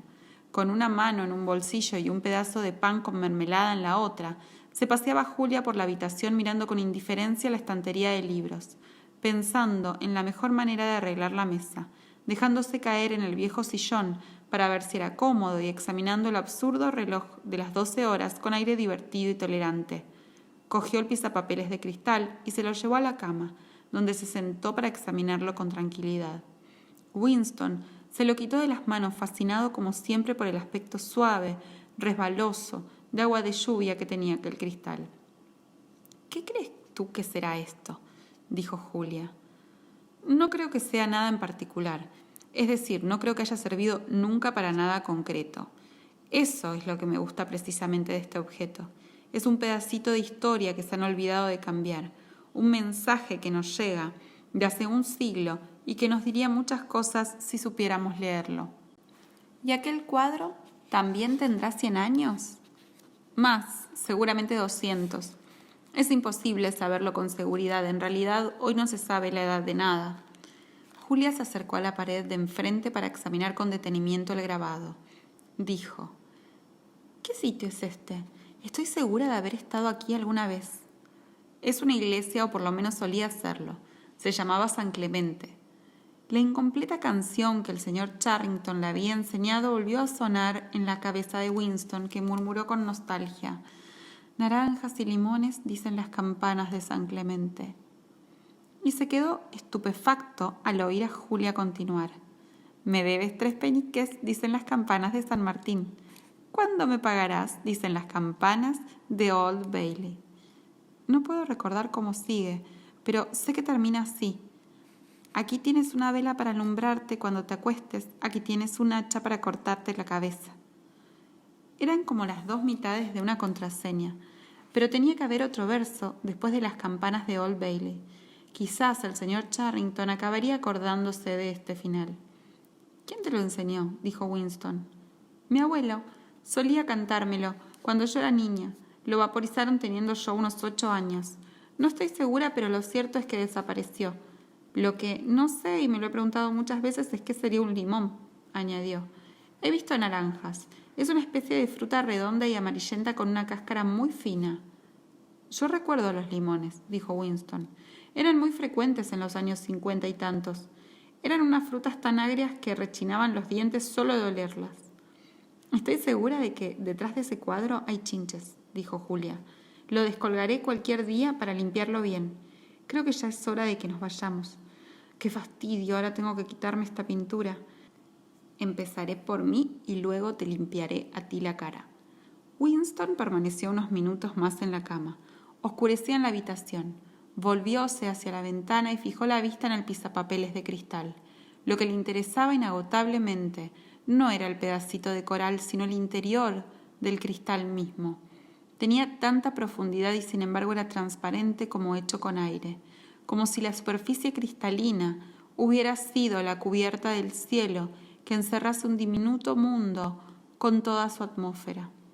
Tenía Winston la sensación de que podría penetrar en ese mundo cerrado que ya estaba dentro de él, con la cama de caoba y la mesa rota y el reloj y el grabado, e incluso con el mismo pisapapeles.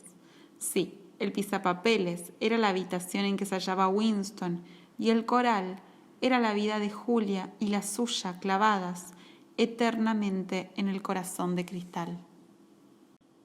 Syme había desaparecido.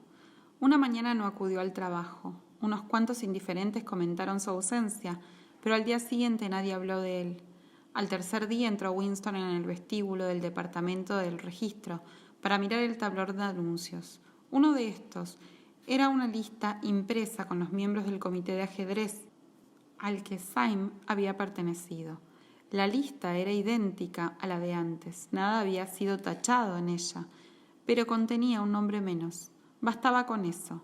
Syme había dejado de existir. Es más, nunca había existido. Hacía un calor horrible. En el laberíntico ministerio, las habitaciones sin ventanas y con buena refrigeración mantenían una temperatura normal. Pero en la calle el pavimento echaba humo y el ambiente del metro a las horas de aglomeración era espantoso. Seguían en pleno hervor los preparativos para la Semana del Odio, y los funcionarios de todos los ministerios dedicaban a esta tarea horas extraordinarias. Había que organizar los desfiles, manifestaciones, conferencias, exposiciones de figuras de cera, programas cinematográficos y de telepantalla, erigir tribunas, construir efigies, inventar consignas, escribir canciones, extender rumores, falsificar fotografías. La sección de Julia en el departamento de novela había interrumpido su tarea habitual y confeccionaba una serie de panfletos de atrocidades. Winston, aparte de su trabajo corriente, pasaba mucho tiempo cada día revisando colecciones del Times y alterando o embelleciendo noticias que iban a ser citadas en los discursos. Hasta última hora de la noche, cuando las multitudes de los incultos proles paseaban por las calles, la ciudad presentaba un aspecto febril. Las bombas cohetes caían con más frecuencias que nunca y a veces se percibían allá muy lejos enormes explosiones que nadie podía explicar y sobre las cuales se esparcían insensatos rumores. La nueva canción, que había de ser el tema de la Semana del Odio, se llamaba La Canción del Odio, había sido ya compuesta y era repetida incansablemente por las telepantallas. Tenía un ritmo salvaje de ladridos y no podía llamarse con exactitud música. Más bien, era como el redoble de un tambor. Centenares de voces rugían con aquellos sones que se mezclaban con el chas-chas de sus rasgueteantes pies. Era aterrador. Los proles se habían aficionado a la canción y por las calles a medianoche competía con la que seguía siendo popular. Era una ilusión sin esperanza. Los niños de Parsons la tocaban a todas horas, de un modo alucinante, en su peine cubierto de papel higiénico. Winston tenía las tardes más ocupadas que nunca.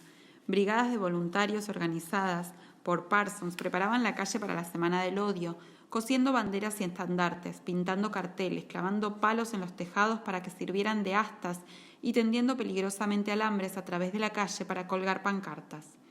Parsons se jactaba de que las Casas de la Victoria eran el único grupo que desplegaría en 400 metros de propaganda. Se hallaba en su elemento y era más feliz que una alondra. El calor y el trabajo manual le habían dado pretexto para ponerse otra vez los shorts y la camisa abierta. Estaba en todas partes a la vez, empujaba, tiraba, cerraba, daba tremendos martillazos, improvisaba, aconsejaba a todos y expulsaba pródigamente una inagotable cantidad de sudor. En todo Londres había aparecido de pronto un nuevo cartel que se repetía infinitamente. No tenía palabras, se limitaba a representar, en una altura de 3 o 4 metros, la monstruosa figura de un soldado eurasiático que parecía avanzar hacia el que lo miraba, una cara mongólica inexpresiva, unas botas enormes y apoyado en la cadera un fusil ametrallador a punto de disparar. Desde cualquier parte que mirase uno el cartel, la boca del arma, ampliada por la perspectiva, por el escorzo, parecía apuntarle a uno sin remisión. No había quedado ni un solo hueco en la ciudad sin aprovechar para colocar aquel monstruo. Y lo curioso era que había más retratos de este enemigo simbólico que del propio Gran Hermano. Los proles, que normalmente se mostraban apáticos respecto a la guerra, recibían así un trayazo para que entraran en uno de sus periódicos frenesíes de patriotismo. Como para armonizar con el estado de ánimo general, las bombas cohetes habían matado a más gente que de costumbre.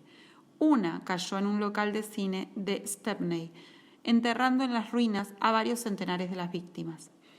Todos los habitantes del barrio asistieron a un imponente entierro que duró muchas horas y que en realidad constituyó un mitin patriótico. Otra bomba cayó en un solar inmenso que utilizaban los niños para jugar y varias docenas de estos fueron despedazados. Hubo muchas más manifestaciones indignadas. Goldstein fue quemado en efigie. Centenares de carteles representando al soldado eurasiático fueron rasgados y arrojados a las llamas y muchas tiendas fueron asaltadas.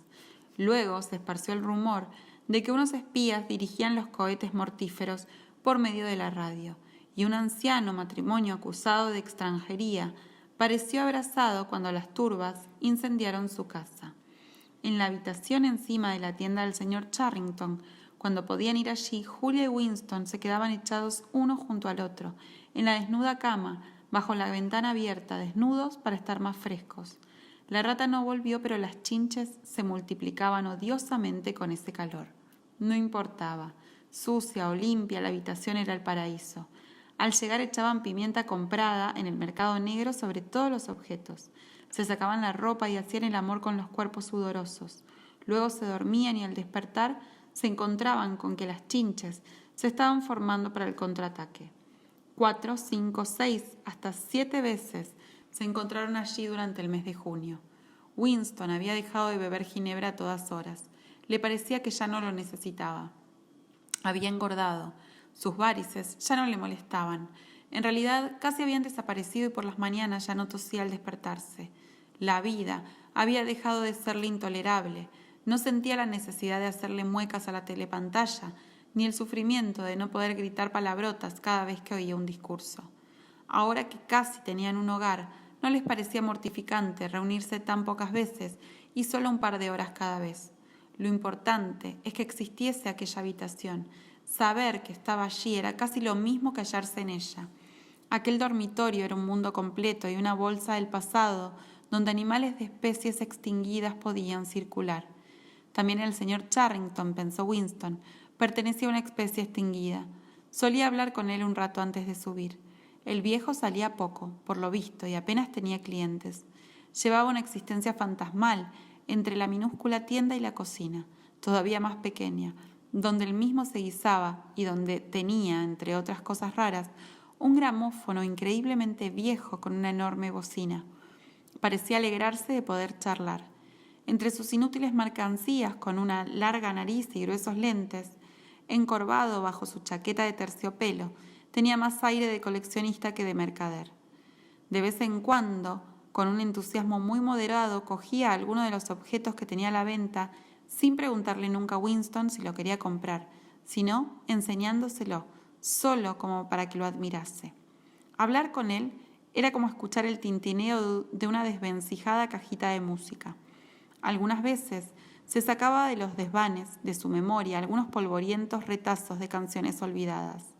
Había una sobre 24 pájaros negros y otra sobre una vaca con un cuerno torcido y otra que relataba la muerte del pobre gallo Robin. «He pensado que podría gustarle a usted», decía con una risita tímida cuando repetía algunos versos sueltos de aquellas canciones, pero nunca recordaba ninguna canción completa. Julia y Winston sabían perfectamente, en verdad ni un solo momento dejaban de tenerlo presente, que aquello no podía durar. A veces la sensación de que la muerte se cernía sobre ellos les resultaba tan sólida como el lecho donde estaban echados y se abrazaban con una desesperada sensualidad, como un alma condenada aferrándose a su último rato de placer cuando faltaban 5 minutos para que suene el reloj. Pero también había veces en que no solo se sentían seguros, sino que tenían una sensación de permanencia. Creían entonces que nada podría ocurrirles mientras estuvieran en su habitación. Llegar hasta allí era difícil y peligroso, pero el refugio era invulnerable. Igualmente Winston, mirando el corazón del pisapapeles, había sentido como si fuera posible penetrar en aquel mundo de cristal y que una vez dentro, el tiempo se podría detener. Con frecuencia se entregaban ambos en sueños de fuga. Se imaginaban que tendrían una suerte magnífica por tiempo indefinido y que podrían continuar llevando aquella vida clandestina durante toda su vida natural. O bien, Catherine moriría, lo cual les permitiría a Winston y Julia, mediante sutiles maniobras, llegar a casarse. O se suicidarían juntos, o desaparecerían, disfrazándose de tal modo que nadie los reconocería, aprendiendo a hablar con acento proletario, logrando trabajo en una fábrica y viviendo siempre, sin ser descubiertos, en una callejuela como aquella. Los dos sabían que todo esto eran tonterías. En realidad no había escapatoria. E incluso el único plan posible, el suicidio, no estaban dispuestos a llevarlo a efecto. Dejar pasar los días y las semanas, devanando un presente sin futuro, era lo instintivo, lo mismo que nuestros pulmones ejecutan el movimiento respiratorio siguiente mientras tienen aire disponible. Además, a veces hablaban de rebelarse contra el partido de un modo activo, pero no tenían idea de cómo dar el primer paso. Incluso si la fabulosa hermandad existía, quedaba la dificultad de entrar en ella. Winston le contó a Julia la extraña intimidad que había o parecía haber entre él y O'Brien, y del impulso que sentía a veces del salirse al encuentro a O'Brien y decirle que era enemigo del partido y pedirle ayuda. Era muy curioso que a Julia no le pareciera una locura semejante proyecto. Estaba acostumbrada a juzgar a la gente por su cara y le parecía natural que Winston confiase en O'Brien, basándose solamente en un destello de sus ojos. Además, Julia daba por cierto que todos o casi todos odiaban secretamente al partido e infringirían sus normas si creían poderlo hacer con impunidad. Pero se negaba a admitir que existiera ni pudiera existir jamás una oposición amplia y organizada. Los cuentos sobre Goldstein y su ejército subterráneo, decía, eran solo un montón de estupideces que el partido se había inventado para sus propios fines y en los que todos fingían creer. Innumerables veces en manifestaciones espontáneas y asambleas del partido había gritado Julia con todas sus fuerzas pidiendo la ejecución de personas cuyos nombres nunca había oído y en cuyos supuestos crímenes no creía ni mucho menos. Cuando tenían efecto los procesos públicos, Julia acudía entre las jóvenes de la Liga Juvenil que rodeaban el edificio de los tribunales noche y día y gritaba con ellas: ¡Muerte a los traidores! Durante los 2 minutos de odio, siempre insultaba a Goldstein con más energía que los demás.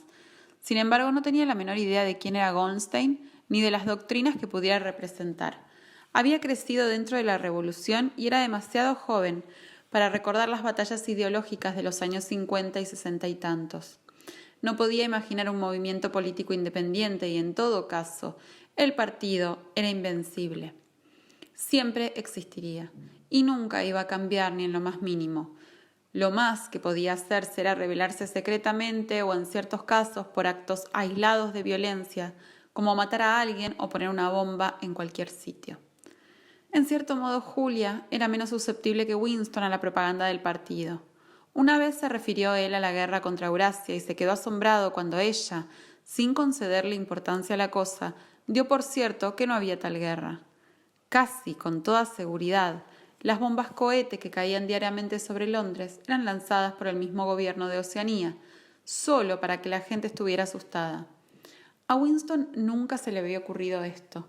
También despertó en él, Julia, una especie de envidia al confesarle que durante los 2 minutos de odio, lo peor para ella era contenerse y no romper a reír a carcajadas. Pero Julia nunca discutía las enseñanzas del partido, a no ser que afectaran su propia vida. Estaba dispuesta a aceptar la mitología oficial, porque no le parecía importante la diferencia entre verdad y falsedad. Creía, por ejemplo, porque lo había aprendido en la escuela, que el partido había inventado los aeroplanos. En cuanto a Winston, recordaba que en su época escolar, en los años 50 y tantos, el partido no pretendía haber inventado, en el campo de la aviación, más que el autogiro. Una docena de años después, cuando Julia iba a la escuela, se trataba ya del aeroplano en general. Al cabo de otra generación asegurarían haber descubierto la máquina de vapor. Y cuando Winston le dijo que los aeroplanos existían ya antes de nacer él y mucho antes de la Revolución, esto le pareció a la joven carecer de todo interés. ¿Qué importaba, después de todo, quién hubiese inventado los aeroplanos? Mucho más le llamó la atención a Winston que Julia no recordaba que Oceanía había estado en guerra hacía 4 años con Asia Oriental y en paz con Eurasia. Desde luego, para ella la guerra era una filfa. Pero por lo visto, no se había dado cuenta de que el nombre del enemigo había cambiado. Yo creía que siempre habíamos estado en guerra con Eurasia, dijo en tono vago. Esto le impresionó mucho a Winston.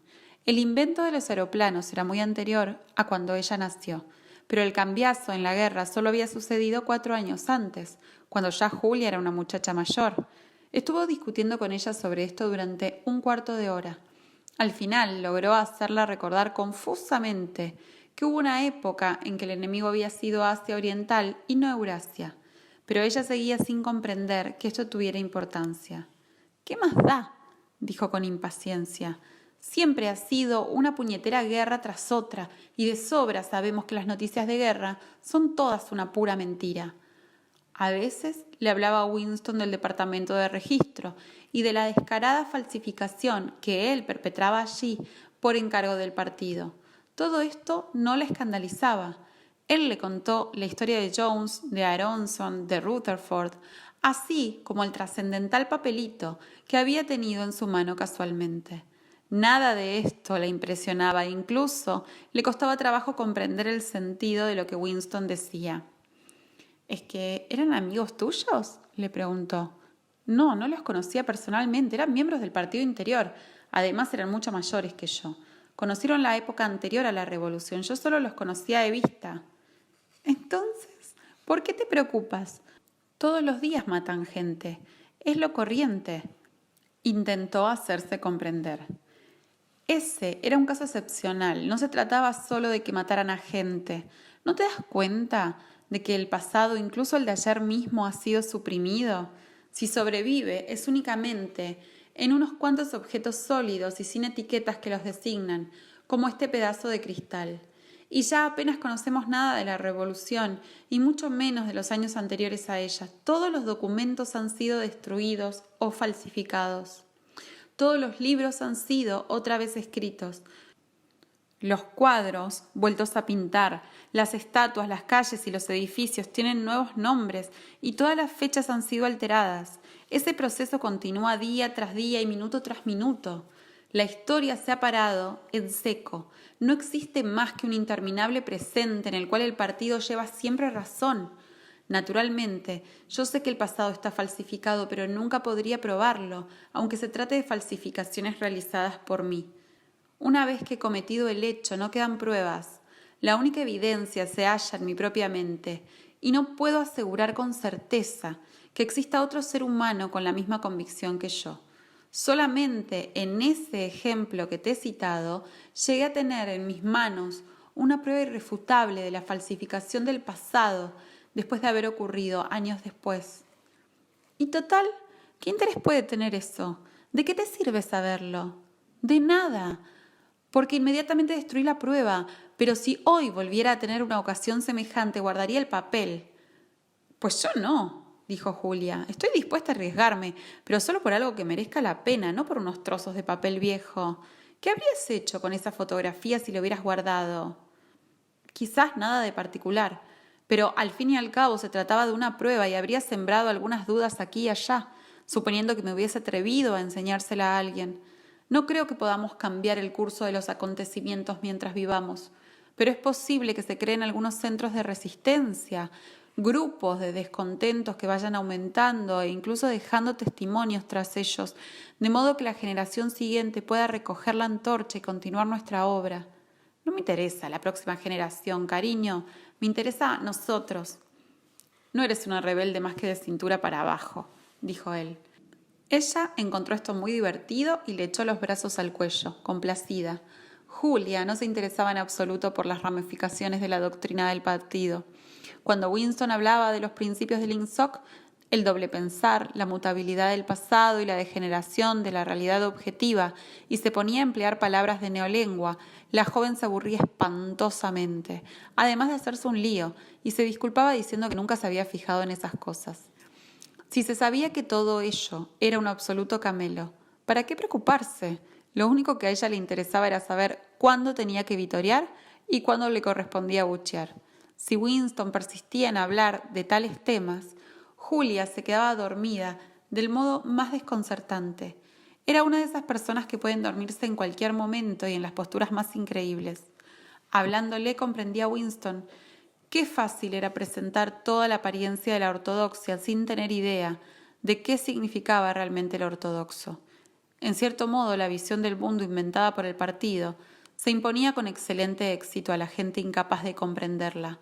Hacía aceptar las violaciones más flagrantes de la realidad porque nadie comprendía del todo la enormidad de lo que se les exigía ni se interesaba lo suficiente por los acontecimientos públicos para darse cuenta de lo que ocurría. Por falta de comprensión, todos eran políticamente sanos y fieles.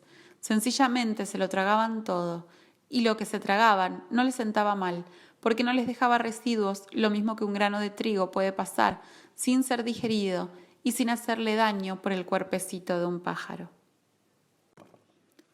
Por fin había ocurrido.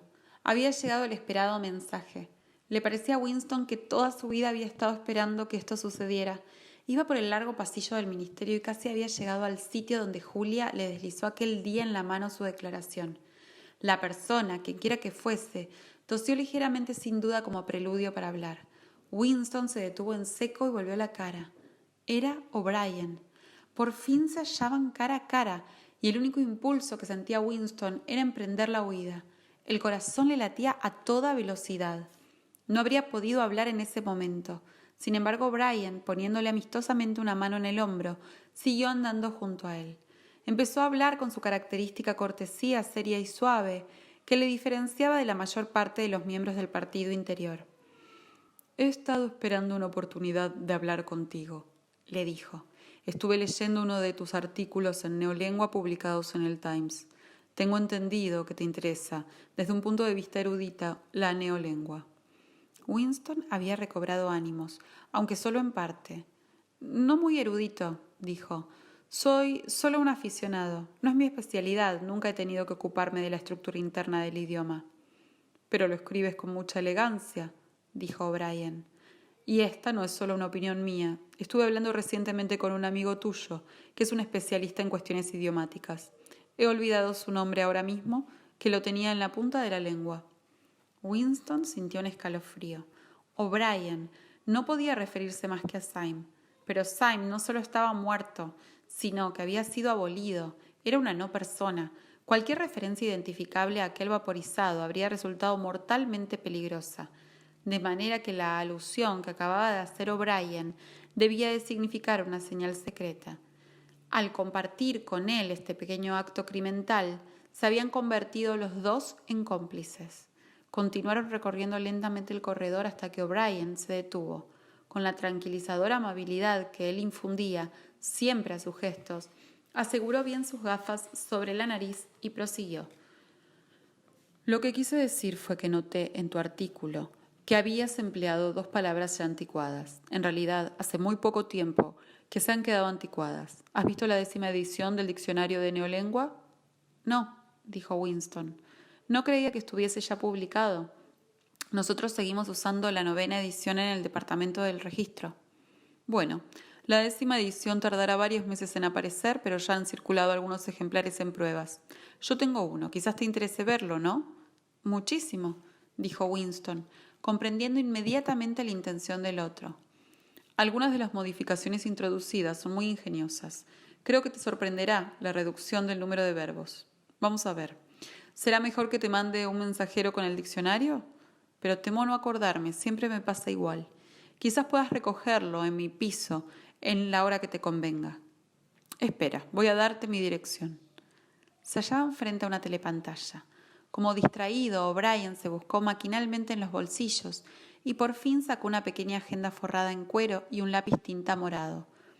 Colocándose respecto a la telepantalla de manera que el observador pudiera leer bien lo que escribía, apuntó la dirección. Arrancó la hoja y se la dio a Winston. Suelo estar en casa por las tardes, dijo. Si no, mi criado te dará el diccionario. Ya se había marchado dejando a Winston con el papel en la mano. Esta vez no había necesidad de ocultar nada. Sin embargo, grabó en la memoria las palabras escritas y horas después tiró el papel en el agujero de la memoria, junto con otros. No había hablado más de 2 minutos. Aquel breve episodio solo podía tener un significado. Era una manera de que Winston pudiera saber la dirección de O'Brien. Aquel recurso era necesario porque, a no ser directamente, nadie podía saber dónde vivía otra persona. No había guías de direcciones.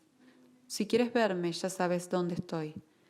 Era, en resumen, lo que O'Brien le había estado diciendo. Quizás encontrara en el diccionario algún mensaje. De todos modos, lo cierto era que la conspiración con que él soñaba existía efectivamente y que había entrado ya en contacto con ella. Winston sabía que más pronto o más tarde obedecería a la indicación de O'Brien. Quizás al día siguiente, quizás al cabo de mucho tiempo, no estaba seguro. Lo que sucedía era solo la puesta en marcha de un proceso que había empezado a incubarse varios años antes. El primer paso consistió en un pensamiento involuntario y secreto. El segundo fue el acto de abrir el diario. Aquello había pasado de los pensamientos a las palabras y ahora de las palabras a la acción. El último paso tendría lugar en el Ministerio del Amor, pero Winston ya lo había aceptado. El final de aquel asunto estaba implícito en su comienzo. De todos modos asustaba un poco, o con más exactitud, era un pregusto de la muerte, como estar ya menos vivo. Incluso mientras hablaba O'Brien y penetraba en él el sentido de sus palabras, le había recorrido un escalofrío. Fue como si avanzara hacia la humedad de una tumba, y la impresión no disminuía por el hecho de que él hubiera sabido siempre que la tumba estaba allí, esperándole.